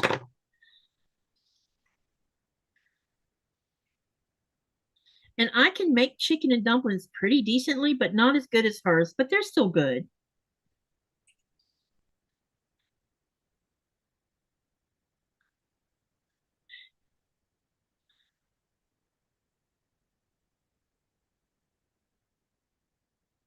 And I loved eating her mustard greens. I prefer collard greens. You know, she was different. She liked turnip greens better than all three of them. And I thought turnip greens were too bitter for me. But she would wait until the frost kissed most of her greens before she cooked them. And I discovered by letting the frost kiss it, it does calm the bitterness down on a lot of greens. I like collard greens better than I like turnips. But mustard greens are my most favorite. And spinach. We do collards, turnips, then mustards. That's interesting.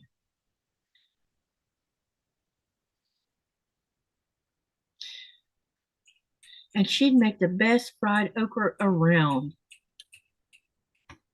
Hey, when I come to your house this next go around, we are going to the farmer's market and I am going to buy fresh okra and make fried okra. My mama makes a Kraken Creole gumbo, don't you, Mama? Ooh, yummy. And that has okra in it. Creole, oh, it's so good. Over rice.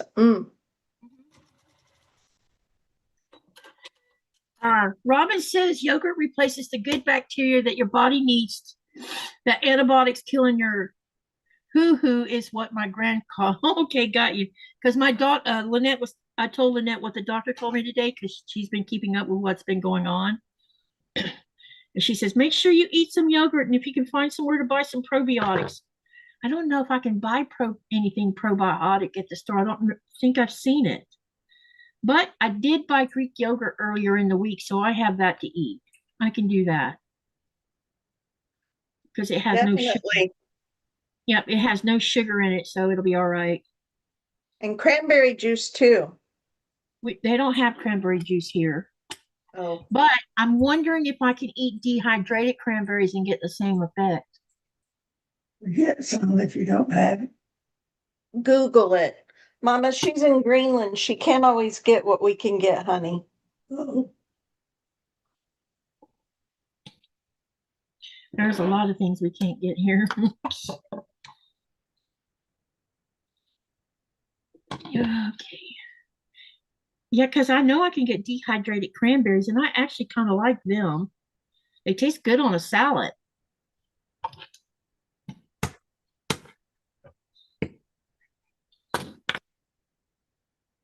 We're almost there, y'all. What I'm going to do before I get ready to sew these quadrants together, I'm going to get the hot iron on them and make sure everything's laying nice and flat because these seams are all going to start adding up pretty soon.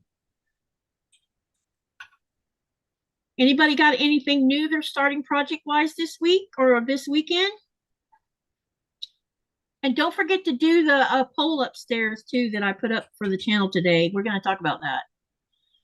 Okay, I Googled it. Yes, dehydrated dried cranberries may help prevent recurrent UTIs in susceptible women due to their proanthocyanidin content, which inhibits bacteria from sticking to the urinary tract walls.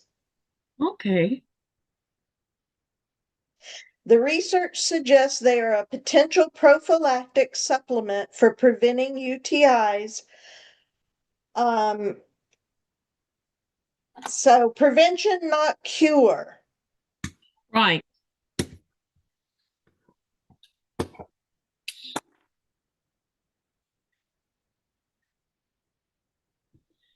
Okay, let me get rid of these little ears right here. And then we'll get this on the design board. We'll press them and then I'll show you, I'm gonna show it to you before we start sewing it together. Okay, I just need to make sure everything's turned in the way it's supposed to be as well. Orange, green, blue, and red, red, red, red. Okay, let's get these on the board.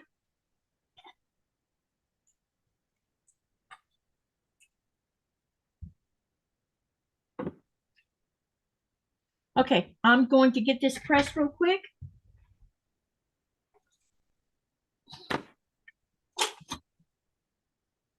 Hey, babe, you should see this. Huh? You should see this. Uh, Yeah, the block. uh, You know, because you help pick the colors. cute.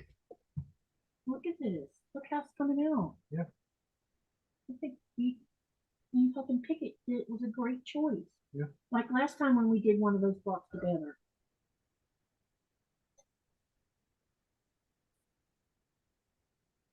Looking good. What do you think? Yeah. Definitely a very happy color.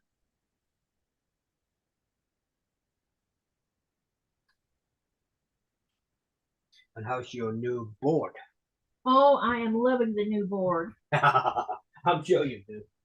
And it's definitely a lot bigger. Before I wouldn't have been able to lay all of this out like this Yeah. because it was too narrow. Uh-oh. Says Katie, now that I'm not on an IV tube, I'm hoping to start sewing again on Monday. Tomorrow and Sunday, I want to spend time with my hubby. We celebrated 35 years on September 1st. Woohoo, that's awesome. And Lainey says, because I'm low on funds, I'm crocheting right now and learning the sewing most of all the quilting because it keeps me busy and it's therapeutic. But my crochet project right now is a hexagon Afghan. right. And it's pink, light purple, white with cute colors in it and black. Ooh, that sounds beautiful. You know, you can share a picture of it if you like over inside my Facebook group if you want. Greenland Quilter Facebook group. Share your crochet project there so we can see it. I would love to do that. And then at the end of September, we'll do another little mini trunk show of everybody's projects that's been posted over there. Or if you want to, you can email it to me at living.greenland2011@gmail.com. I sounded like a commercial just then. I wasn't trying to. All right, this is what it looks like before we're going to sew it together.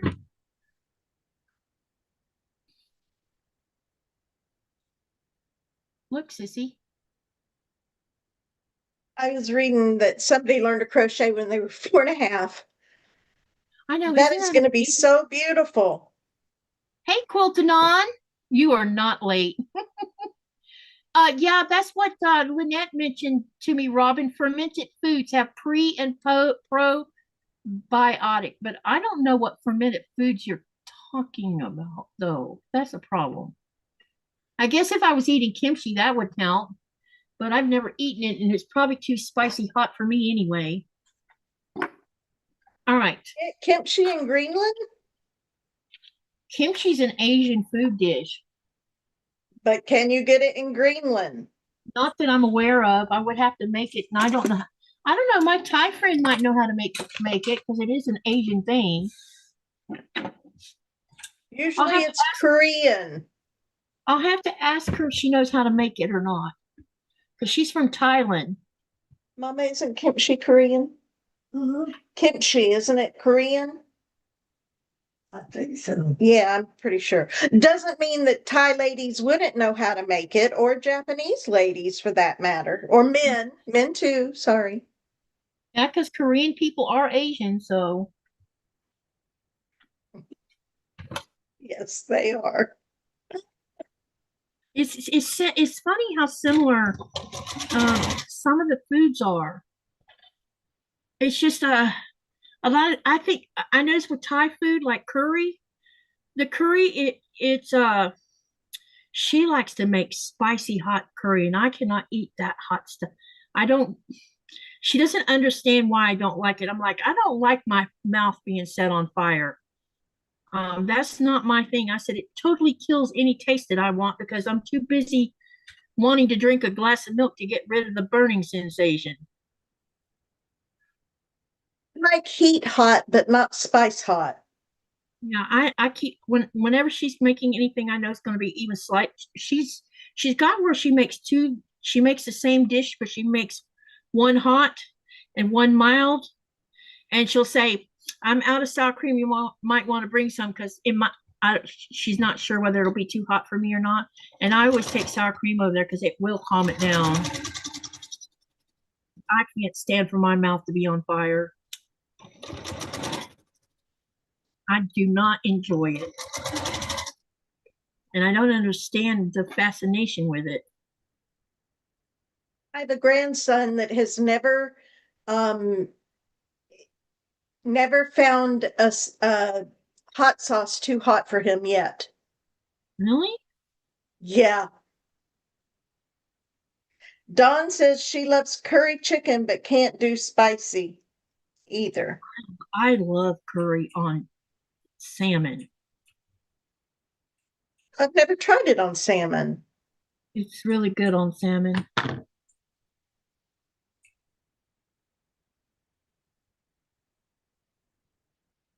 I'll have to make a little video on how to make it. It's pretty simple. But I'm getting ready to I'm making a grocery list for Melanie. She's gonna go and buy me some fresh spices because I'm gonna start making my own. Why is this block wrong? Hang on a minute, y'all. We got a problem here. So Laura says, I think my grandma taught me to crochet and my cousin to keep us out of mischief. I was 4.5 and she was 4 or 5 and she was 7 or 8. We both still crochet to this day. I taught my mother and promptly forgot.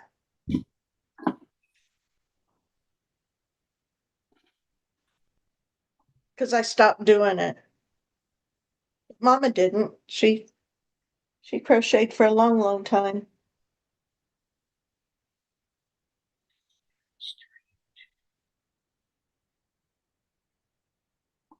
Did you do it backwards? No, just something's off. It says 4.5 there, but then down here it says, no, that's 4.5 too. But when I look at this square and a square,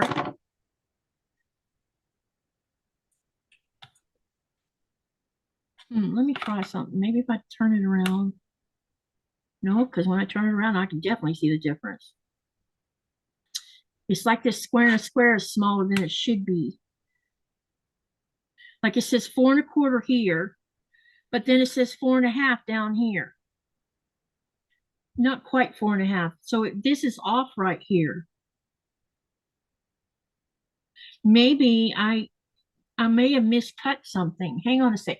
See, this is a good thing because this will help everybody learn from this. So let me look at the book again. And let me see what I did with this part of it, which is Unit 1.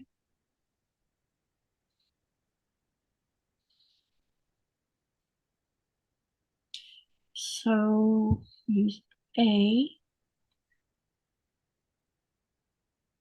Don Ray says, nice to meet you all. Glad I saw you on Tuber Chat at Greenland Quilter Katie. Take care. Bye if you're leaving. Flip your square over and draw lines on the back, says Quilt. I know it's wrong. You see the square in the middle? It's Yeah. wrong. Let me put a 1/4 inch on each side of this. It's definitely wrong. This is where it went wrong. I didn't cut it at 4.5, which why I didn't cut it at 4.5, I don't know. That makes little sense why I didn't, but Why would you cut it in 4.5? Why wouldn't you cut it at 4.25? no, this center square is supposed to be 4.5.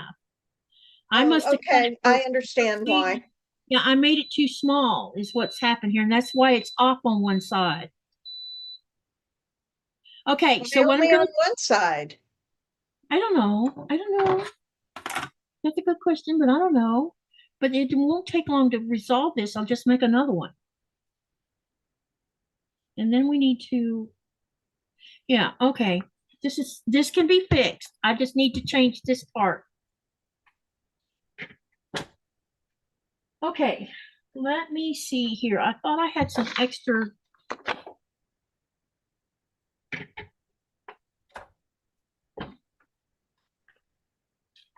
Hang on a minute, y'all.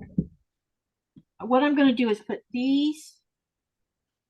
I'll put this up here. And then This is why I want to try a pre-cut quilt kit.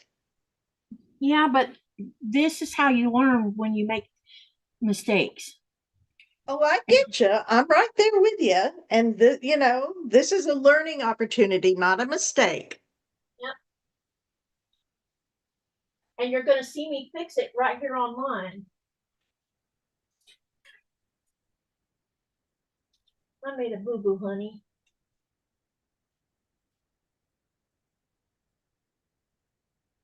You hear me? No, he did not hear me. I made a boo-boo. Oh. Are you ready to I eat? made a boo-boo. But we're going to fix it.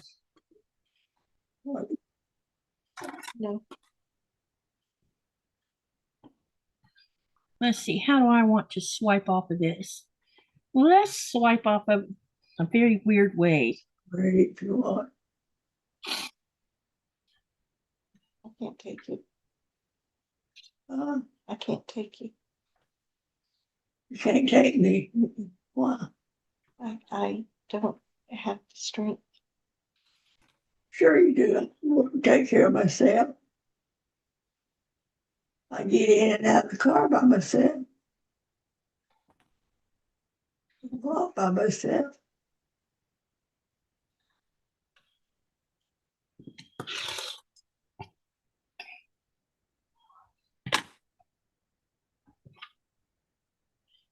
All right. Let me make sure I read this book correctly. 4.5.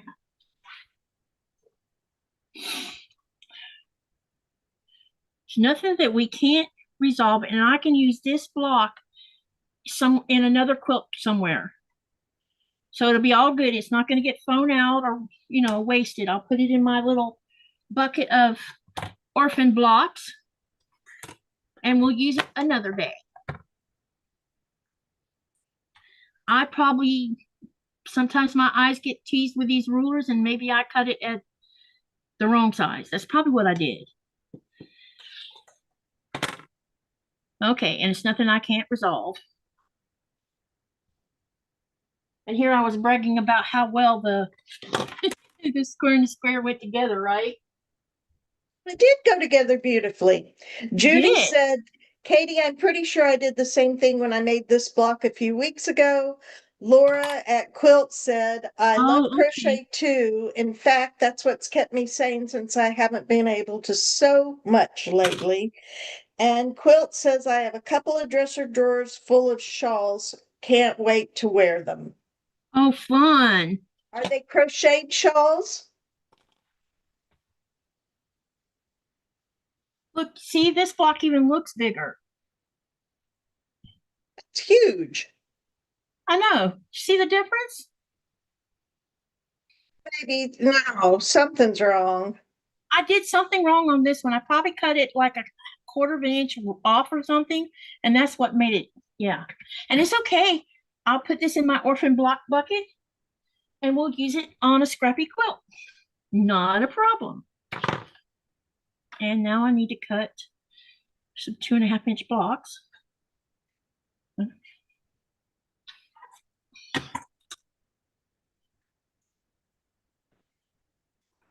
Put you up here. We will get this. I can't believe that red is supposed to be that big. Yeah, it is, because it's the center. But isn't your whole block Wait, hang a on. 4-inch? Hang on.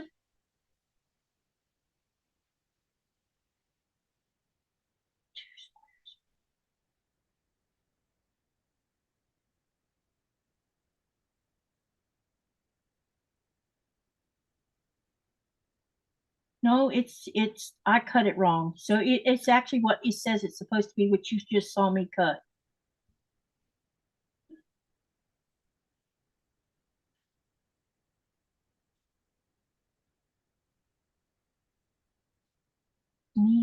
There's 5 1/4, 4 7/8.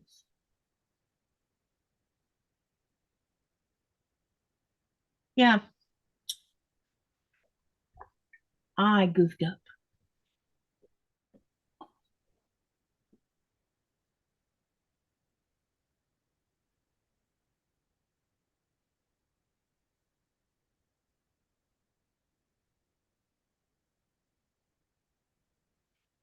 Yeah.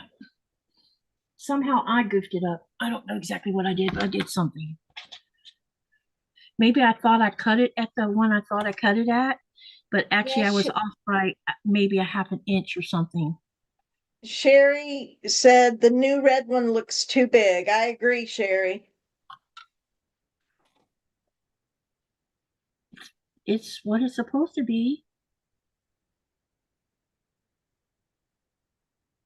But sis, when you add those blues on the outside, that's going to make it bigger than all the other blocks. No, it won't. Look, this is a finished block. Isn't that the size of your whole red one? Yes, but we're doing stitch and flips. And the stitch and flip just means we're changing the corner of the color. We're not extending it out. Okay, you just do your block within a block different than I do mine. Yeah, it's just, Just hang on. And if it's wrong, it's wrong, but I don't think so. I think that I'm understanding it right. But you never know. I might not be. But let's see what happens. The most that can happen is we have to make another one.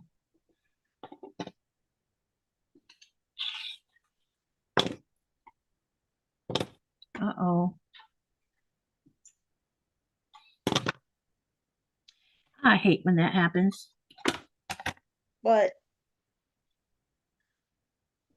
When the rotary cutter didn't go all the way through like it was supposed to. Which means Y'all know this is the bane of my existence, cutting fabric. That's why I'm not sewing right now, because I would have to cut some fabric. And I don't want to cut any fabric. I thought your pre-cut kit came. No, not yet. I may have been scammed. Uh-oh. Who did you buy it from? Some Facebook place. Oh no.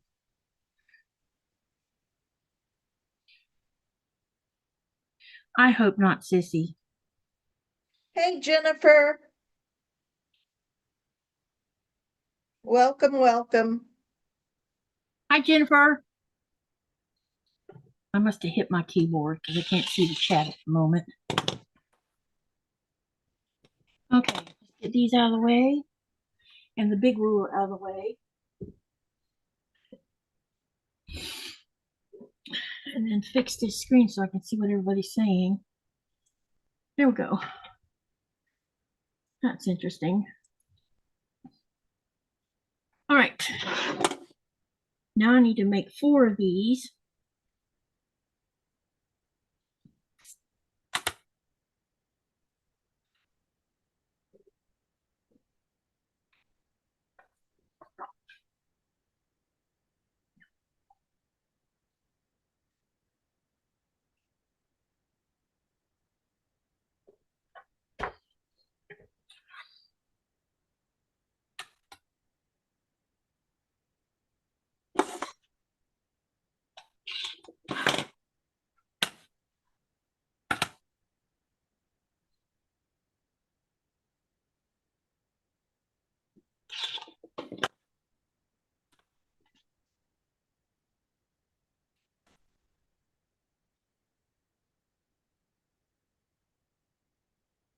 Sorry, guys.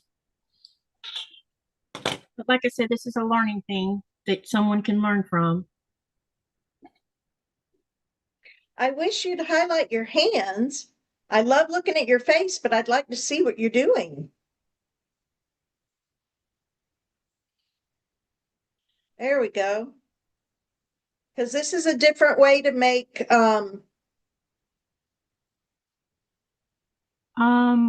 hang on a minute. I think I know what the problem is.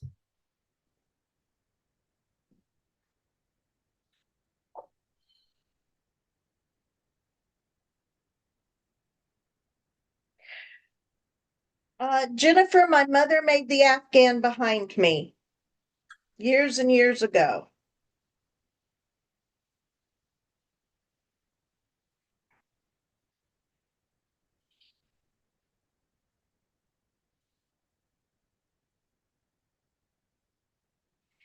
Yeah, Judy, I'm ever the optimist.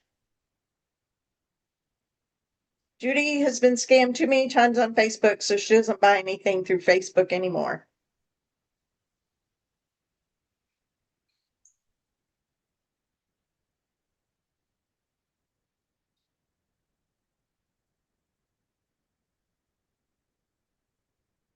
This is a stitch and flip, so I was doing it right.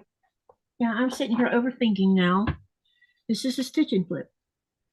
So we're not supposed to be doing it like a square and a square. It's a stitch and flip. A square and a square would mean I would have to cut squares and then make half triangles that would go on each side. Right. That's Yeah. why I was so confused. I used the wrong terminology, and that's what, yeah. I did what I was supposed to, the technique's correct. My wording is wrong. Sorry about this. Sorry for confusing everybody. All right, need a pencil. So I still got to draw lines. It's just the picture looks like it. Never mind what the picture looks like. Why did you need 4 of those? Why did you not only need 2? Because you're putting a stitch and flip on each corner. I don't understand stitch and flip. Hang on, I'll show you what a stitch and flip is. First, I got to draw a line through it. Then, oops, I didn't make that dark enough where I could see it. Jennifer, I hope not too, because I ordered the cutest quilt, but we'll see. Whatever. So a stitch and flip is where you take a square, like this square, then you put it face to face on a corner of your square. Then you sew a diagonal line here. Then you check it to make sure when you fold this over, which would be the stitch and flip, that it is correct. And when you, after you checked it, then you cut this side off. Then you fold this back over, and voila, you have the blue stitch and flip. So you're going to cut the red and the blue together. Yes, Okay. that's a stitch and flip.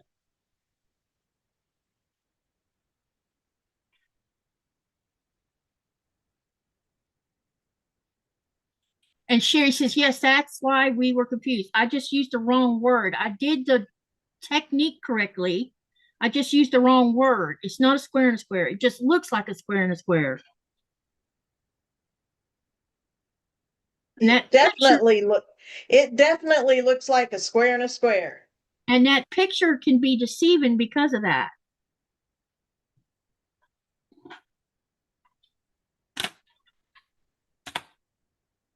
Sorry for the confusion, y'all. But like I said, this is me learning. So would it not have been just the same to cut? No, because I cut the wrong size red square. That's what threw it off. Okay. The square was not big enough.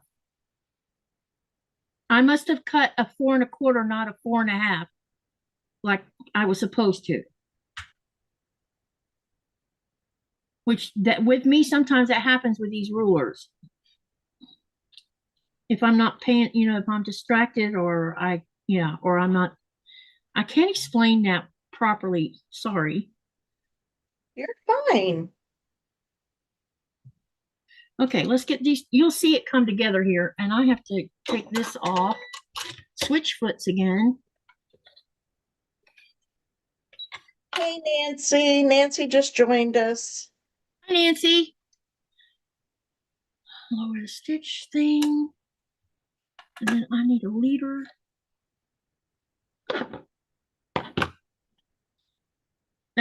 It was the right width on one side, but the other side, which it should have been a perfect square of what I had, but it wasn't. It was off a 1/4 of an inch on one side, which means I cut one side wrong.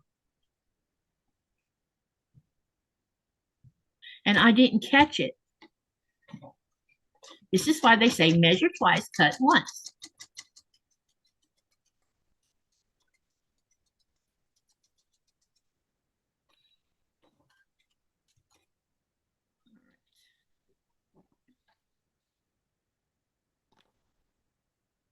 One day, when I'm doing these tutorials, I'll get where I don't make mistakes.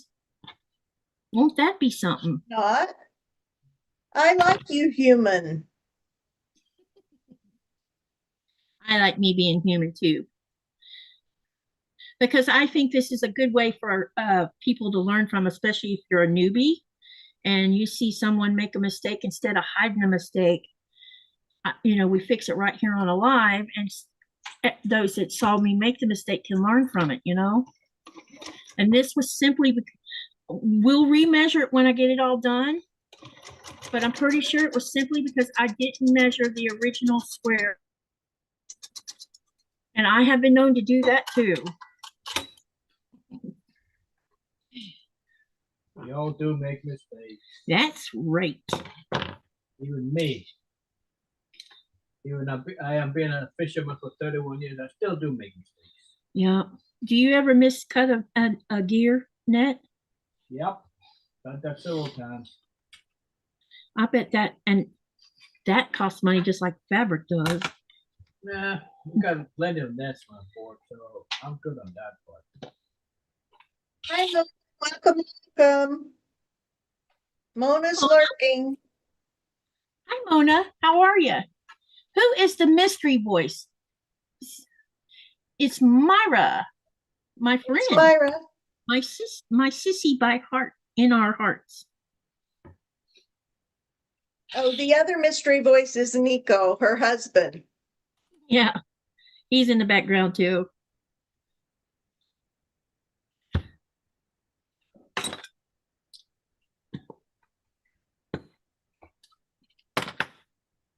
Mona says her husband.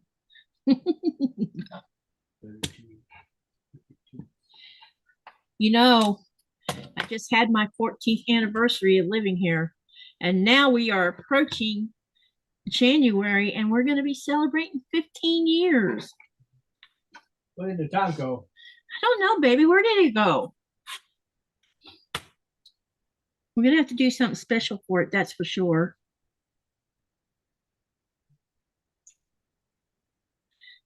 Because our anniversary is on January the 2nd.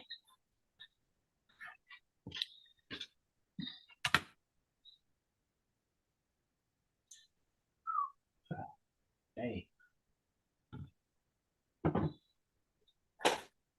Nancy said, congratulations. Thank you. How many fabric stores are nearby where you're at? Which you? You. Oh, you know, 5 years ago, we had Hurricane Michael that wiped out a lot of things in Bay County, and people don't realize it was a Cat 5 and, you know, as devastating as Katrina. But So it took out quite a bit of that kind of stuff. we do have one in Mariana, which is 45 minutes away. Other than that, it was Joann's and Hobby Lobby. It was Joann's and Hobby Lobby for us. So Wow. I wish I could remember what the name of that fabric store was that I when I was a teenager. In one of the strip, or I know they call it strip mall, but we didn't call it strip mall back then. We called it something else. But it would be off to the side of the main mall in Lake City, and they had this humongous fabric store, and it had every kind of fabric you could ever imagine, because that's where I bought my fabric to make my clothes from. But for the life of me, I can't remember what the name of it was. we had a Hancock's here years ago that I loved. It could have been a Nancy Hancock. said January 13th will be 47 for her. Wow, congratulations. I would have had 49 August 14th if I was still with my children's father.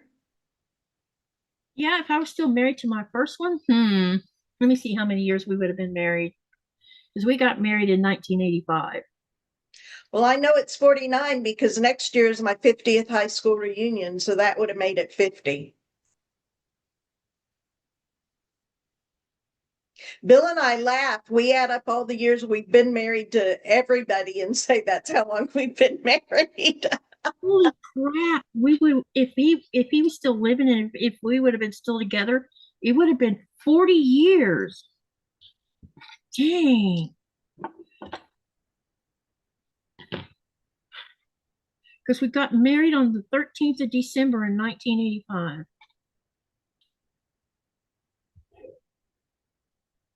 And he didn't want to tell anybody we were getting married. The only person that knew we were getting married was my mother. Laura said, congratulations, Nancy. In today's day and age, that's quite an accomplishment. My husband and I celebrated 30 35 on September 1st this year. That is quite an accomplishment for sure, for sure. I'm Heck, coming up on 24 next March. Yeah, even for you. I was telling Nikolai, I said, you realize when we hit 15, I'll be 5 years away from having spent as long with you as I did with the first one, you know?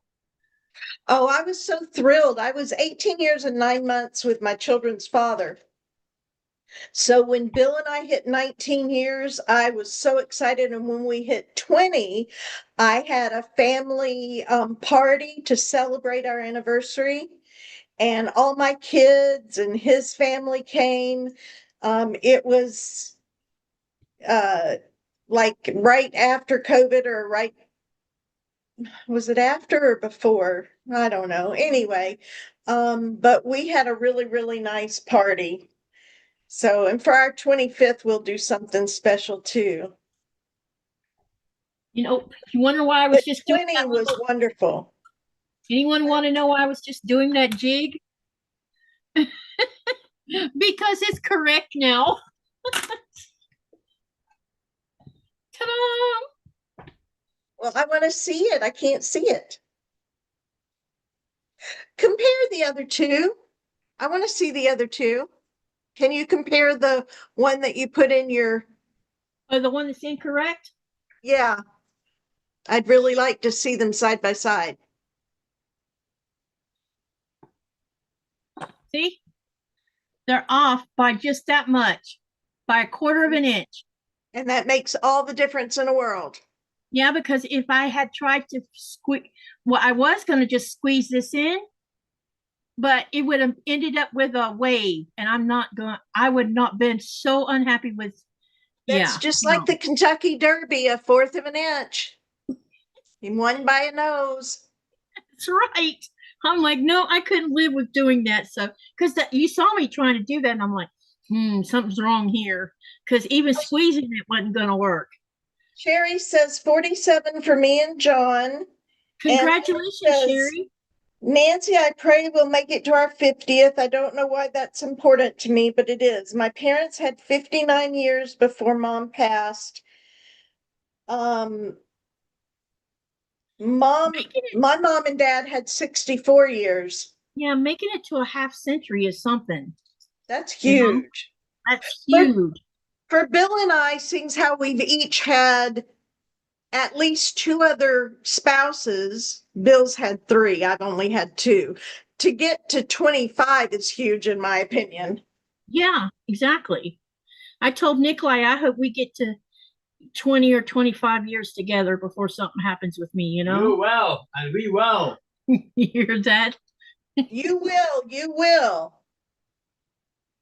Sherry says she would have just stretched it, haha.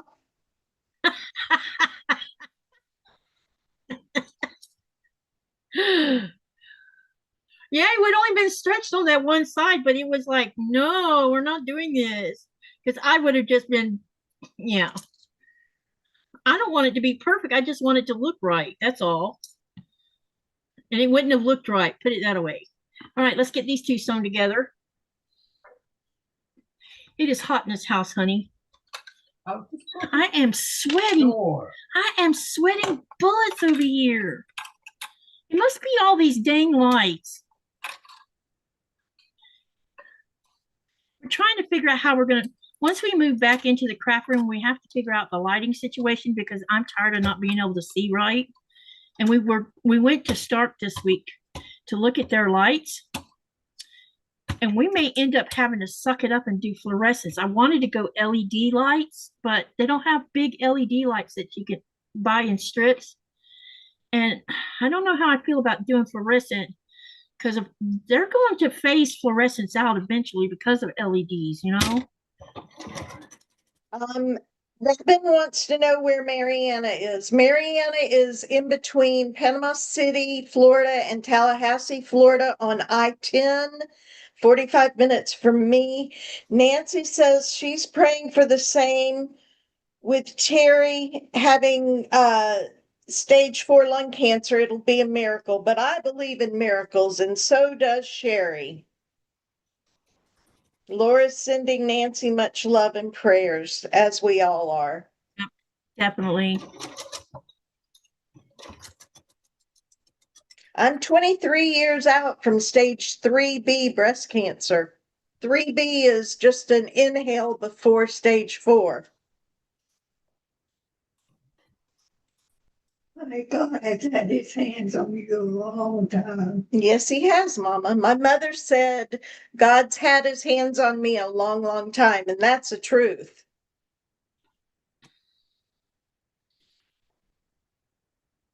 Oh, Jennifer said my husband and I married when I was 17. People made bets we wouldn't make it 6 months. We're at 31 years right now. I love that, Jennifer. Yeah, isn't it funny how people think that they know more about something than you do when they say you're not going to last?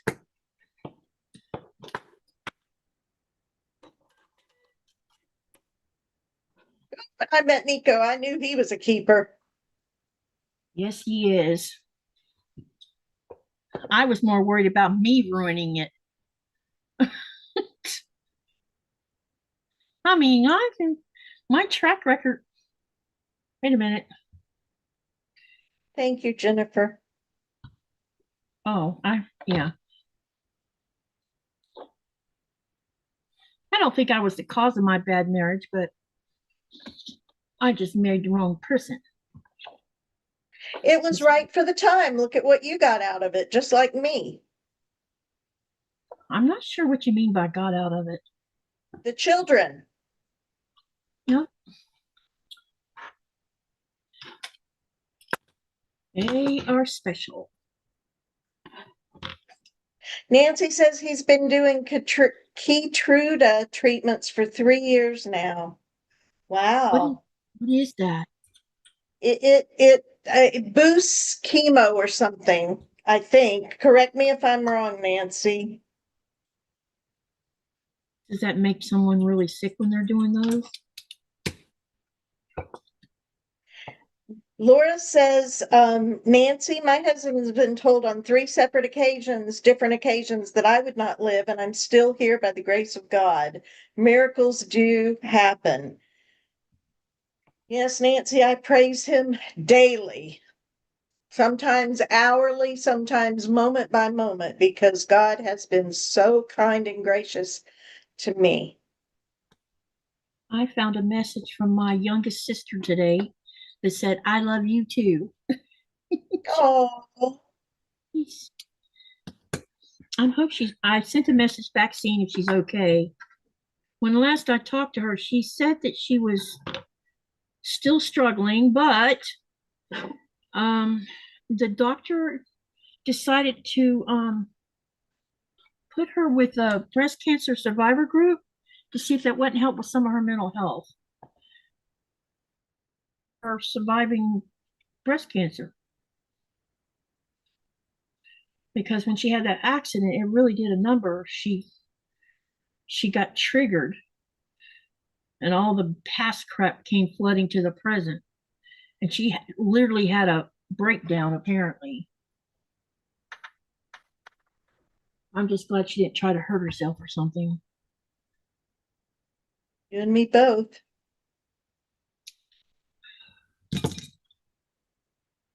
Because sorry guys, I was trying to catch something. We were working on building something between us because, none of us are close. My father made sure of that. And so I don't know that I'll ever be close to my middle sister, but if I could be close with Karen, that would be something. Because Karen felt like she was just left out.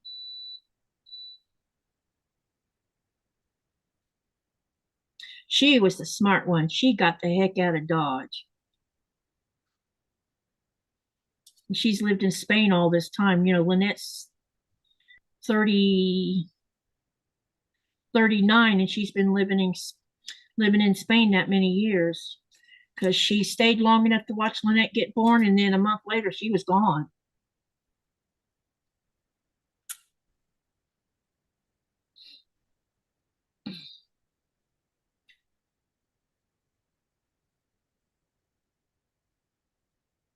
And Manola's a good man, seems like. He's quiet spoken like Nikolai. Doesn't raise his voice. Jerry reminds Laura that a lot of people have been praying for you. And Laura says, Sherry, I believe that's why I survived this recent medical issue. It was because of all the prayers that I survived. The doctors weren't sure for a while there. Yeah, we were all praying for you, Laura, and sending good thoughts your way. People were asking about you, coming alive and says, has anybody heard anything about Laura?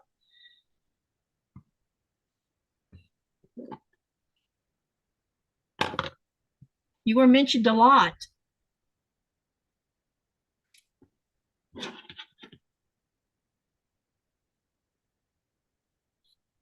Laura said, I was very fortunate. I'm telling you, you're blessed.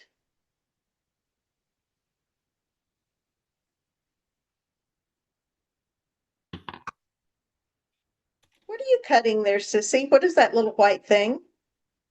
Thread I have a leader, sticking in here before I send the block in. And every now and then it builds up a lot of thread and I cut the thread off of it. Eventually it'll be too little to use it because it's loaded with thread.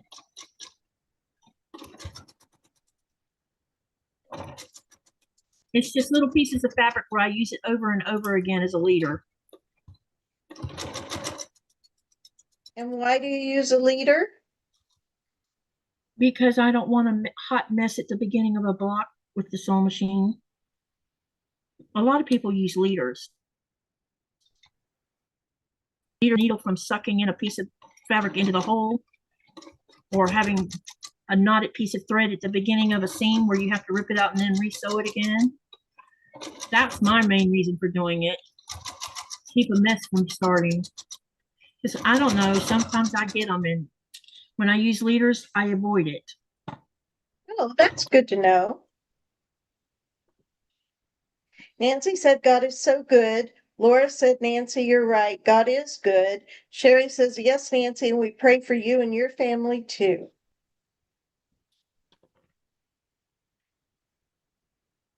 Quilt way up high says, still praying. I feel like people sent, when I asked for some prayers for my son, I feel like people did it. Because there was a couple times there where I didn't know what we were going to do. And he's in a good place right now. Now, if he could just meet a nice girl, Sissy, and have a happy life, you know what I mean? Yep. When I brought it up recently, he's like, Mom, I'm not interested. That was the answer I got. I don't care. I'm fine. Don't worry about it. Been burned pretty bad, darling. Yeah, she did a real number on him, let me tell you. It's going to take, I guess it'll take a while for that to, but at least he's taking care of Blaze and not taking it out on him. You know what I mean? Absolutely. I asked Thomas recently if he's mentioned his mother, and Thomas told me that he's not even brought her up, but last year, I guess at the back end of the school year, when usually both parents come to special things that go on at the end of the school year, some of his fellow students kept asking him, where's your mother at? And I guess there's a couple of bullies in that one class he had, and they were giving him a hard time about his mother. And he would come home and tell Thomas about it. And so Thomas talked to me about it. I said, the best thing you can tell Blaze is to just don't work. Well, one, ignore the bullies. And if the bullies get too bad, he needs to go tell his teacher and be done with it. But he doesn't come home and cry that he doesn't have a mom. So I guess he has no memory of her now. Because when Thomas got him, he was 3.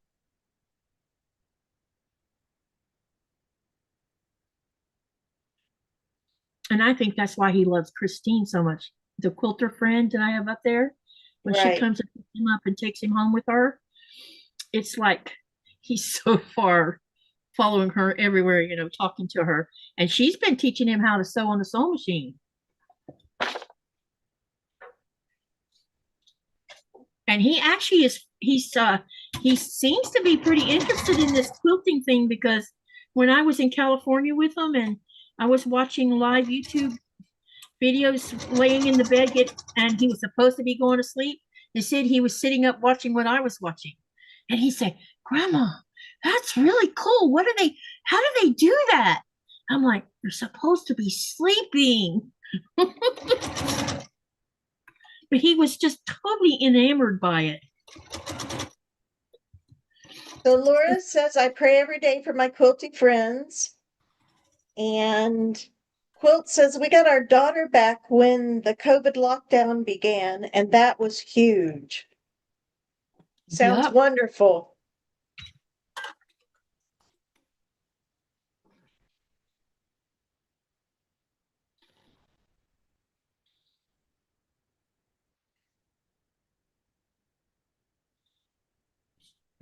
We're getting there. I'm going to show this to you before I start sewing the rows together, so you can see now that we fixed what was wrong with the middle one.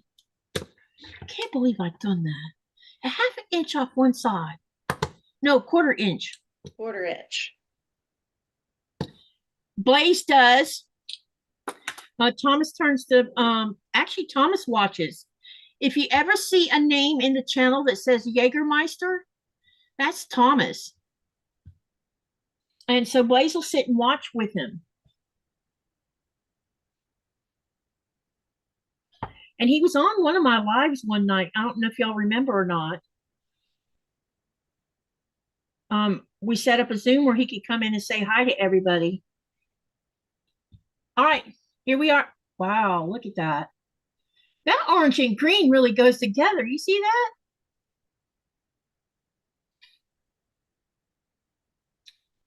Gorgeous. So the effect I was after, where I had like bright here, but the outer edge a little bit darker, even though that's red, you can see it looks kind of dark. It allows the star to stand out. I love it. Okay, so what I'm going to do now is I'll sew all these rows together to make the whole block.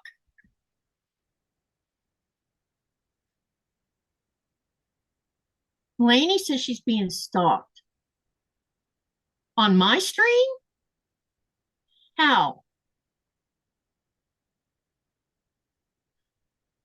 I don't know how you'd be stalked on here. I think that Lynette might let Ava watch eventually when she's a little bit older, where Lynette can monitor the YouTube channel a little bit better. Laura said, my daughter had a horrible divorce. Fortunately, there were no children involved. She's been a bit gun shy, and I think she's afraid of another experience like that. Elaine says, I'm praying for a family I've been praying for a long time, but I've heard too much about my family, even just lately, that scares me. I'm praying that God something, and then she says, I just get what I was saying. This thing doesn't work right, and I think I'm being stalked on your stream. Yeah, I don't Robin understand. has to go feed the cats. Yeah, I don't understand what you mean about being stalked on the stream. Because there's nobody in here being like they were last night, because we had a troll in here last night. I thought that troll was Face the Ace. No, it was Gizmo something. I guess I never saw it. Yeah, he never changes his name. He just changes numbers after the Gizmo part. I guess I never saw it. So my block list, it's got many versions of Gizmo. And the other one is, I forget what the Izzy. There's a bunch of different variations of this Izzy person, and it's probably the same person. But he seems to follow, like if I think he shows up here every now and then because I've been with Danny. Because Danny gets hit hard by this person. He comes in and tries his best to ruin the whole night. It's either a girl or a guy, or what Thomas pointed out, it might be a teenage boy that's doing stuff that, you know, just having fun. And I'm like, I don't call that being fun because that's sexual harassment, what he's saying. Hey, True Blue Quilts has just entered and says, hi, quilting friends. Hey, Andy, how you doing? Another Andy, by the way. Oh, okay, I need to write that down. Yep. So we have two Andys in that come in and out of this. Sherry says it's Giblet9 now. Oh, he changed his name again? Oh my God. Some people just don't have a life. We used to have the same problem on IRC. They would come in to the newbies channel. Their favorite thing though was to flood your butt off the channel because they would come in and drop a script and it would knock the entire channel out. That was Both what of they our would. Andys, are both of our Andys ladies? Yes. Okay. Now you might every now and then a channel called Backyard Trucker will drop in and you'll hear me call him Andy, but his Andy is spelled with a Y, not an I. Okay. He doesn't come in very often though.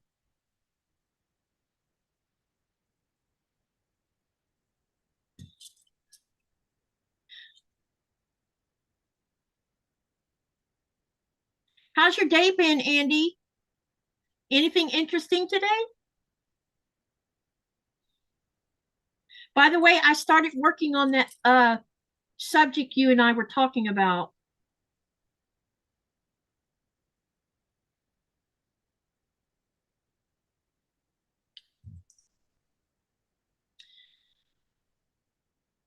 Aw, thank you, Laura. I appreciate that so much.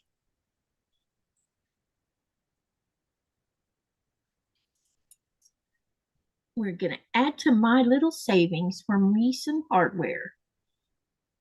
She says, can't explain, but can't text. Yeah, I don't know. As far as I know, there's no one in here. It's a croissant, baby. I'm going to have lasagna. Ooh, did you make the lasagna? Stouffer's did. I put it in okay. the oven. Gotcha. I put it in the oven. Does that count? What? Stouffer's putting it in the oven. You put it in the oven I already? want some mashed Yes. potatoes. Did you hear what he said? Are you ever gonna let me live down mashed potatoes, Nico? Well, you haven't tried my soup yet, so mashed potatoes for the moment. Oh, I would love any of the above. Okay, y'all, the joke on me is that I admitted that my mashed potatoes, every time I've ever tried to make them from scratch, always end up like wallpaper paste or glue. You and me could be in the same club, Sissy, because that's why he makes mashed potatoes. So when they were at my house a couple of years ago, he made some of the best mashed potatoes I've ever put in my mouth from scratch. Yep. Like, yeah, real. It was awesome. I was so favorably impressed. He definitely knows what he's doing. And I watch him make it, and I'm like, I go and try to do it the way he does it, and I still foobar it. Get the recipe from Big Mom. Andy said I worked hard on that meal. It totally counts. That's right. Sherry's saying to Lainey, it could be your Wi-Fi, Lainey. Go out and come back in to see if it helps. That's a great piece of advice because there's nothing going on in the chat currently. We don't have a spammer right now. I want to keep it like that tonight too.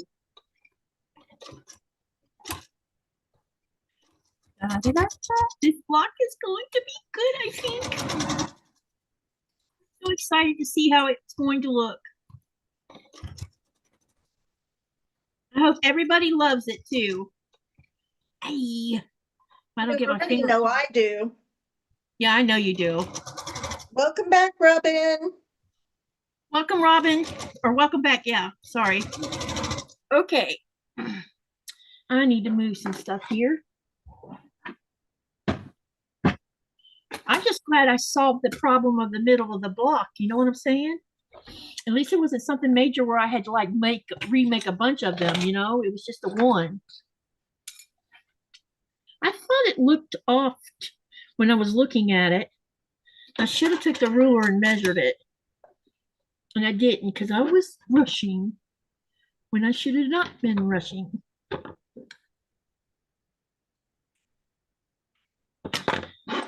Okay, so we got this part done. That looks good. That looks good. Yeah. Okay. Let me take this over to the iron. I want to go ahead and press this while I can.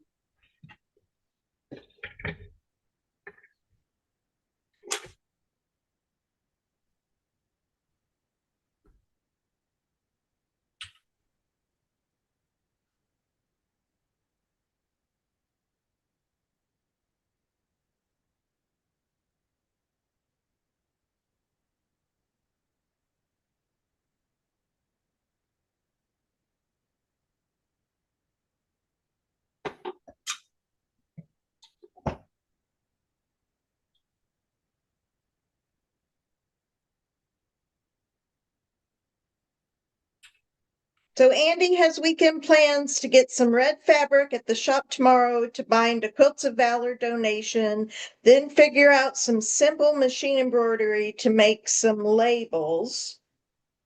Well, that sounds like fun.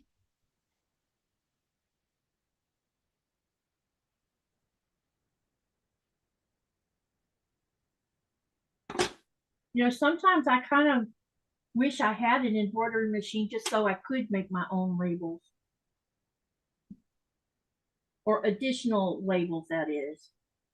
Because I'm happy with the Sweetwater ones, but like when I get Abby's quilt done, dang it. There's a couple things I want to add to it, like the name of the quilt and the fabric that was used in it, since it's Tula Pink, and I know she's going to love it. And I need a new seam roller. I seem to have broken this one. Let's get this. Can you see this? This is the top half right now. Hang on. Uh-oh. I'm getting in. Let me put this up here where you can see it. And I'll spotlight it real quick for a second. And then we're going to add the bottom half on here. That just pops, sis. Yeah, I am super happy with the color. Look at that. Look. Oh, Can you see it? Isn't that beautiful? that is such a good choice. Andy says she doesn't have a hoop, but her machine does a few alphabet fonts. And then Jennifer says she needs to get some labels. Any suggestions on good places? I get my quilt labels from Sweetwater. Every month I get a different set of quilt labels. Stitch Me Up Lainey says, okay. All right, so what I'm going to do now is I'm going to sew this on here, and then we will have a finished block. Wowee.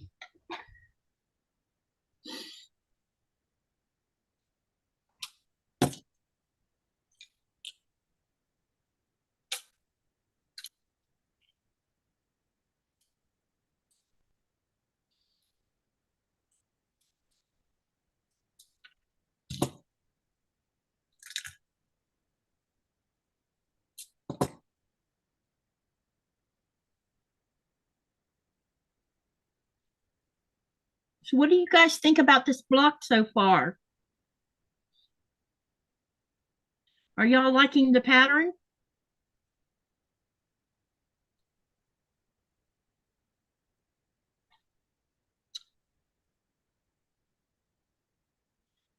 Let's see, I need to check something. If you haven't Then answered, she needs to get some labels. Any suggestions on a good place? yeah, I mentioned Sweetwater. Hey, Jennifer, when I get this block finished, I'll show you what some of the Sweetwater ones look like. If you'll hang about, I'll show it to you. But aren't they pretty big? No, they're different sizes. Need to be big. The one I got this month is a good size one, but they're different sizes every month. Sometimes you get one like the big one I showed you today. Then other times you'll get three or four small ones, and you'll get a couple of medium-sized ones. It varies every month. It's not the same every month. Hey, Geraldine. Geraldine says, nice. The colors are amazing. Thank you. But yeah, I'll show you some of them because I have a whole bunch of them. I have quite the little collection going on these days of because I've been buying them for a long time now. Trying to make sure I line this up.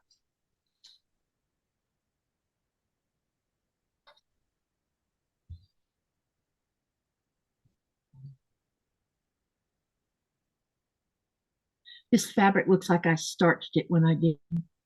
It's so nice and crisp.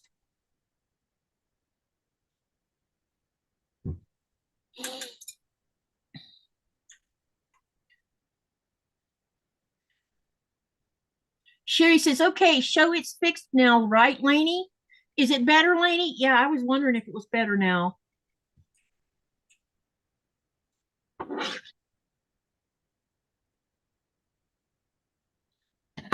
I finally got into my bot today that works with this channel. I've been locked out of it for freaking weeks. Finally got into it today. So now I can add some more channels to the bot.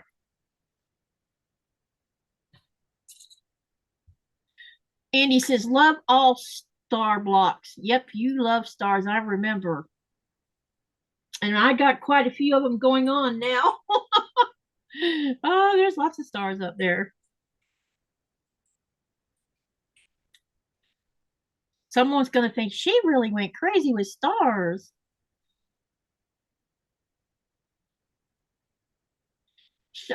Lainey says, I don't think so. I couldn't even tell that I was in here before. That's interesting. Are you on your phone or are you on a laptop or desktop? Could be just that she's on a phone or something. Sounds like she's having internet trouble or something. Okay, let's get this out here because I want to pin this part.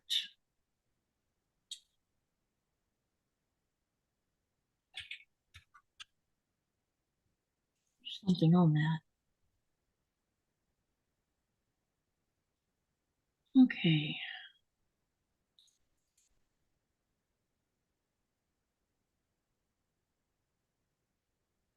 All right. Let's get this side sewed.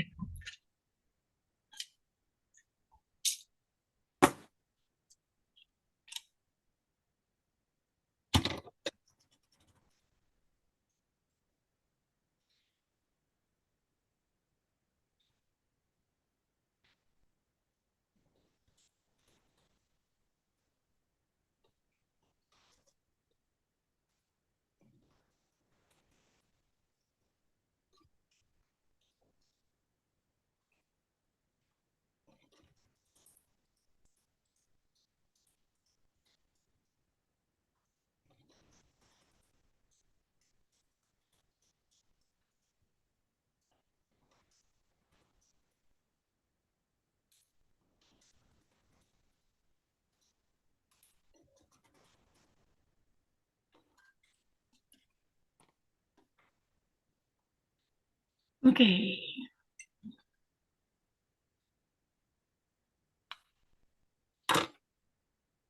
Uh-oh.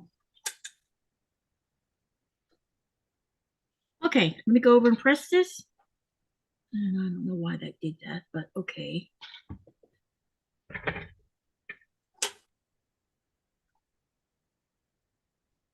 Sissy, I'm gonna show you the back of this block too, okay? So you can see what I was talking about. Because, you know, normally I don't even think to show the back.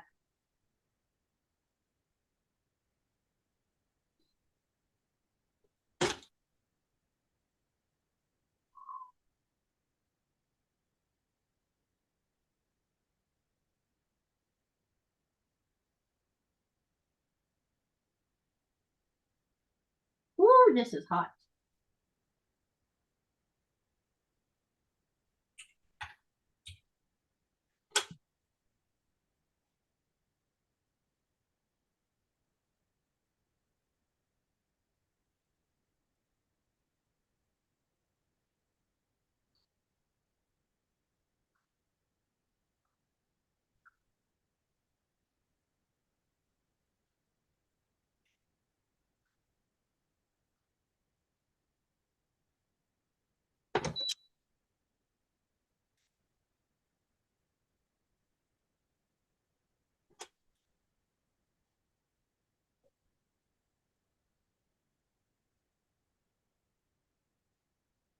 Wow.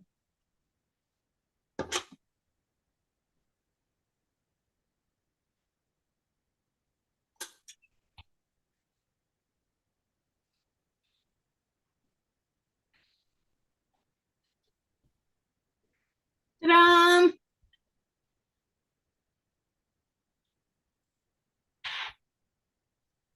Beautiful. Thank you.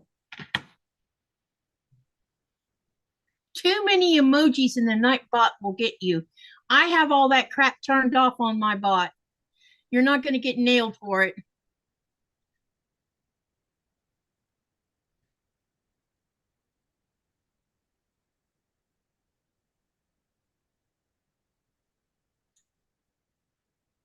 Sherry says, wow, very nice. Quiltanon says, awesome sauce. Beautiful. Lots of thumbs ups and 100s on there. Thank you, everyone. You definitely have the star popping out of the middle of all that.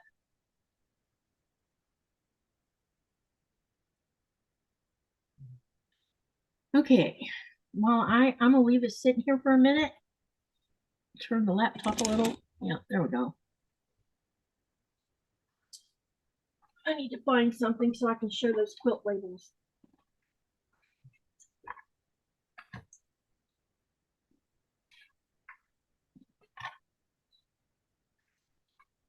Nope, not there.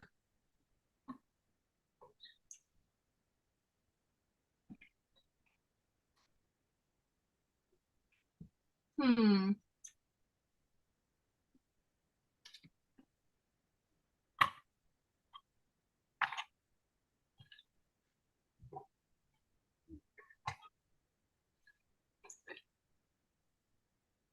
Yeah, I'm trying to find my box of quilt labels. I really need to reorganize myself. It's gotten a little bit chaotic over here with all the projects I've been doing.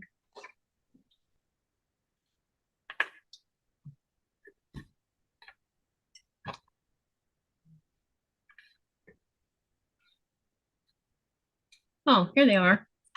I have them here somewhere.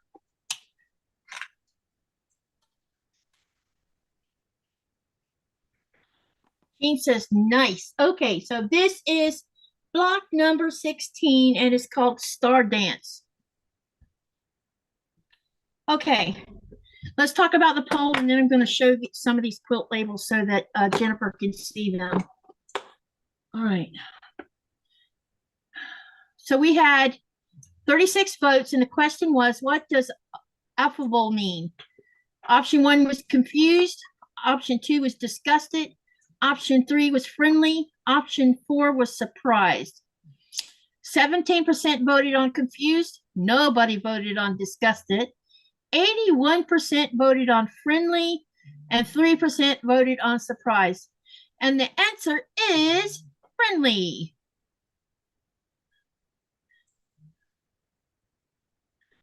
Okay. You see those cute little emojis up there? Okay. I'm going to spotlight so you can see these labels, okay? All right. I have a whole box full, see? All of these are quilt labels. Do I know how many's in here? No. So you get them like this sometimes.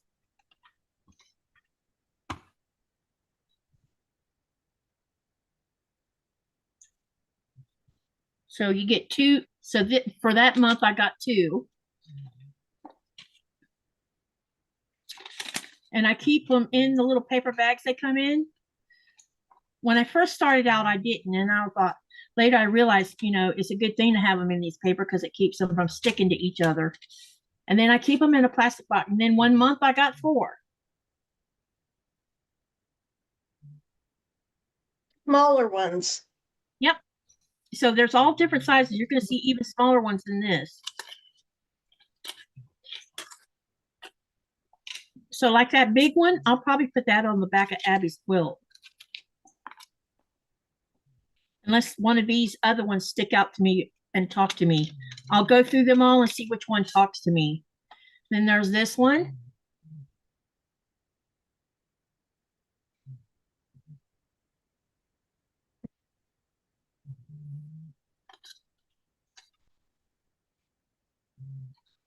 So there was 3 on that one. And these are by Sweetwater, called Tag Personal Label Club by Sweetwater.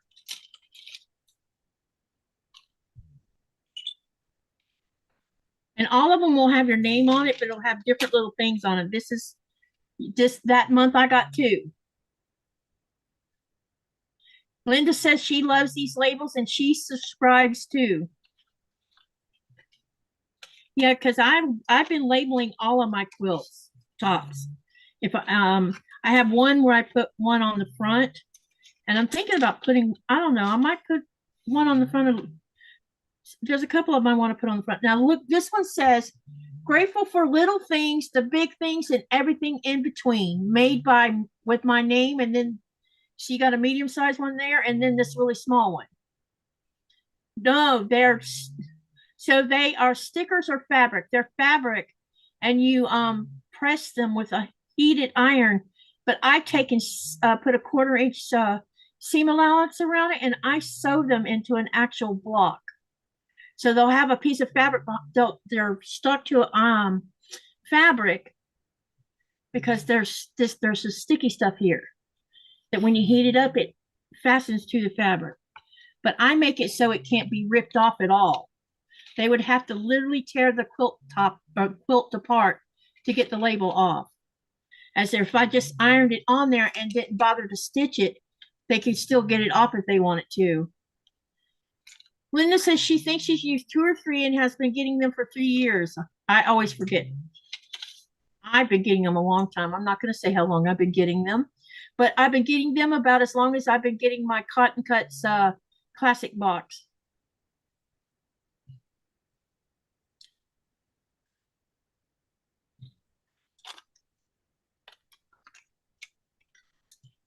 This company's a small business, so and the price for these labels are affordable.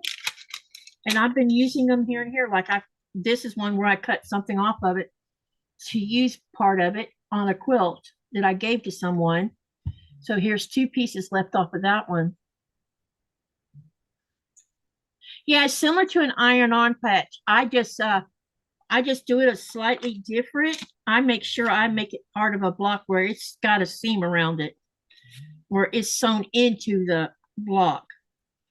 So they would really, if someone wanted to get it off, they would literally damage the quilt trying to get it off.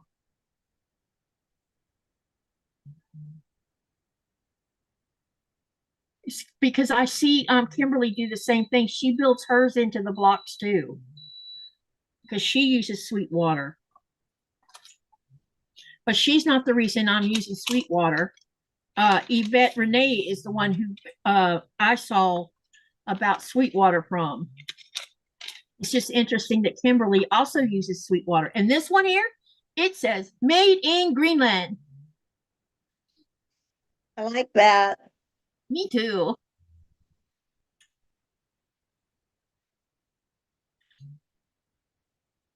So here's what it says to do. It says there's actually instructions on here too. So let me read it to you, Jennifer. It says, with a rotary cutter, trim around the image to 1/8. Preheat your iron on high, no steam. Place the image face up on the project and press for 10 to 15 seconds. Machine top stitch or hand stitch around the edges Washing cold water, tumble dry on low. I just make it part of the whole block itself, where you, yeah. Give it that little extra step. When there's, and some of these are so cotton pick and cute.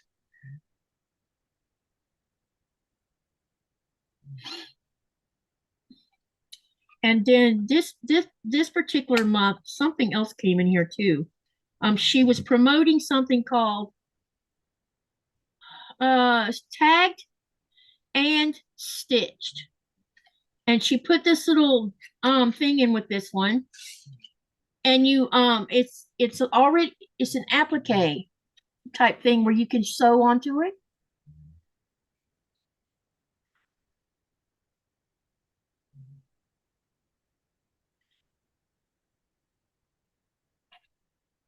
So it's an example of for that 1 month. So let me read what it says. What about that one? Okay, instructions to make the stitch embroidery sample. Choose a small piece of fabric you would like to embroider. We used a cream solid fabric. Cut the flower out, leaving about a 1/4 inch around the design. Peel off the backing and simply stick it to the chosen fabric. With 2 to 3 strands in embroidery floss, stitch as desired. We used a simple back stitch, but you can use any outline or fill stitch you would like. A stitch guide is available on our website. Once stitching is complete, completely cut away the excess stabilizer. Remove any that remains by submerging and agitating the project in warm water for 2 or 3 minutes, or hold the project at an angle under running water. Rinse thoroughly and air dry on a towel. If you would like to sign up for Stitch, there's more information can be found on their website. Yep, that was something new that they're doing. And it came in this one particular month.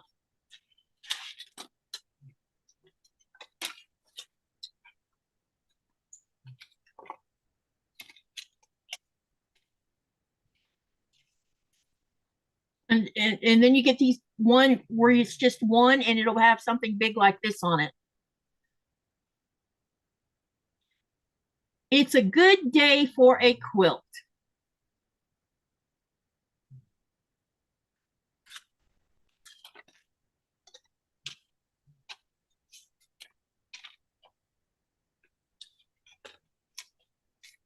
And here's another one where this one was probably around Valentine's Day. It says, all you need is love and a quilt.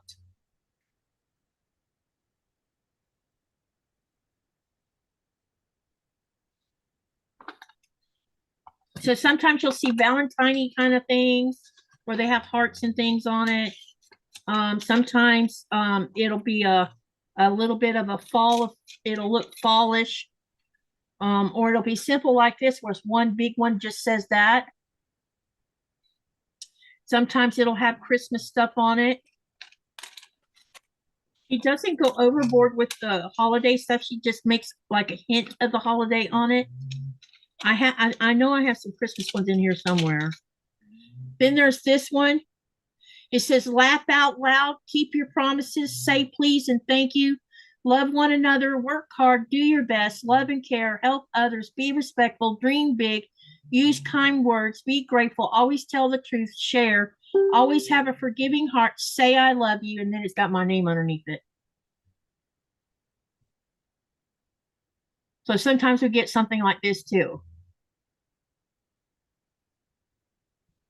Linda says she has such a collection, she canceled her subscription until she gets them used. Yeah, eventually I probably will too, but right now, for now, I'll, this one says sewing heals the soul. Wait, sorry. Sewing heals the soul.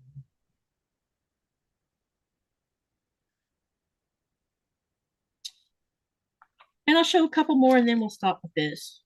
All right. I'm starting to get down to the older ones I have. Then you get, like, this one's Christmassy. See how this one's Christmassy?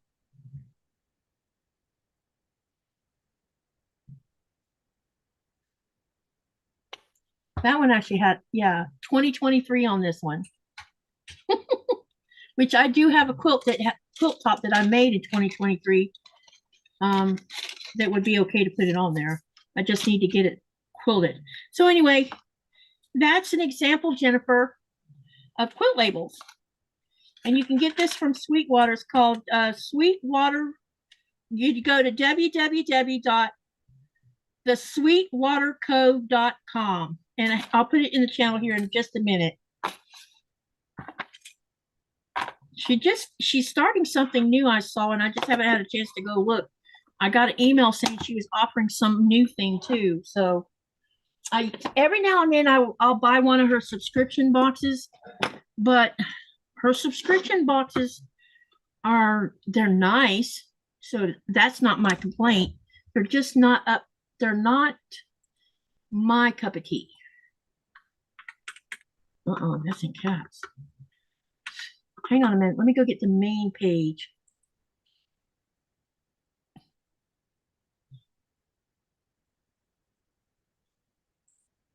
Someone texted me. Let me see here. Sweet.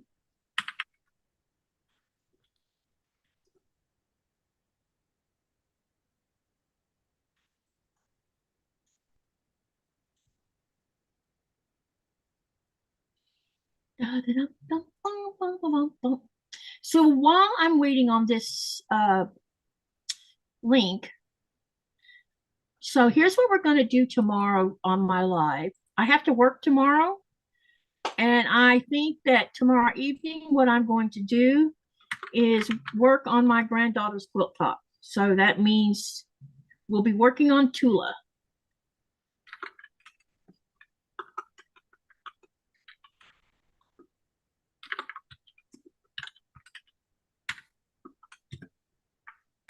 All right, here's the link so that you can click onto it. Okay. All right, so one more time, I'll show you the block. And I can't wait to see all of you who've been making blocks from the book too. Make sure you share them over on the Facebook group. And also, while I'm thinking about it, I have posted the next poll for the next 4 blocks. And I had mentioned it at the beginning of the live.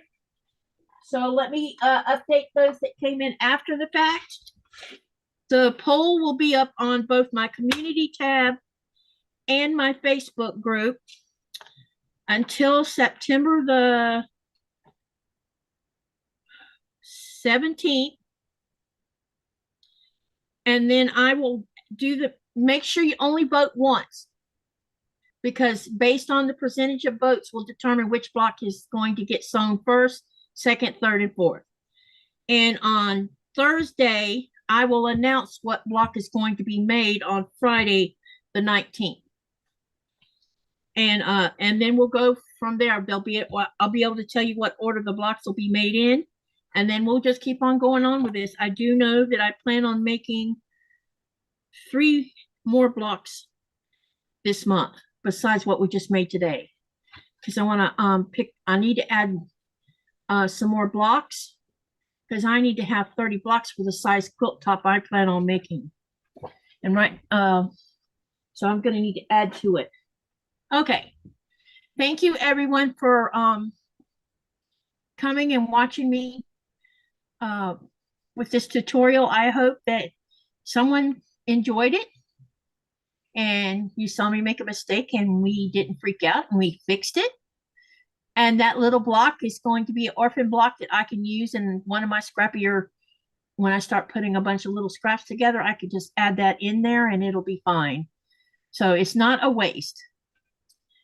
And Laura says, your block is beautiful. The colors are awesome. Thank you. Thank you, everyone. Make sure to live, laugh, and love and dream. And what do you do with all that? You make something beautiful. And Myra, my sissy, thank you for coming and hanging out with me.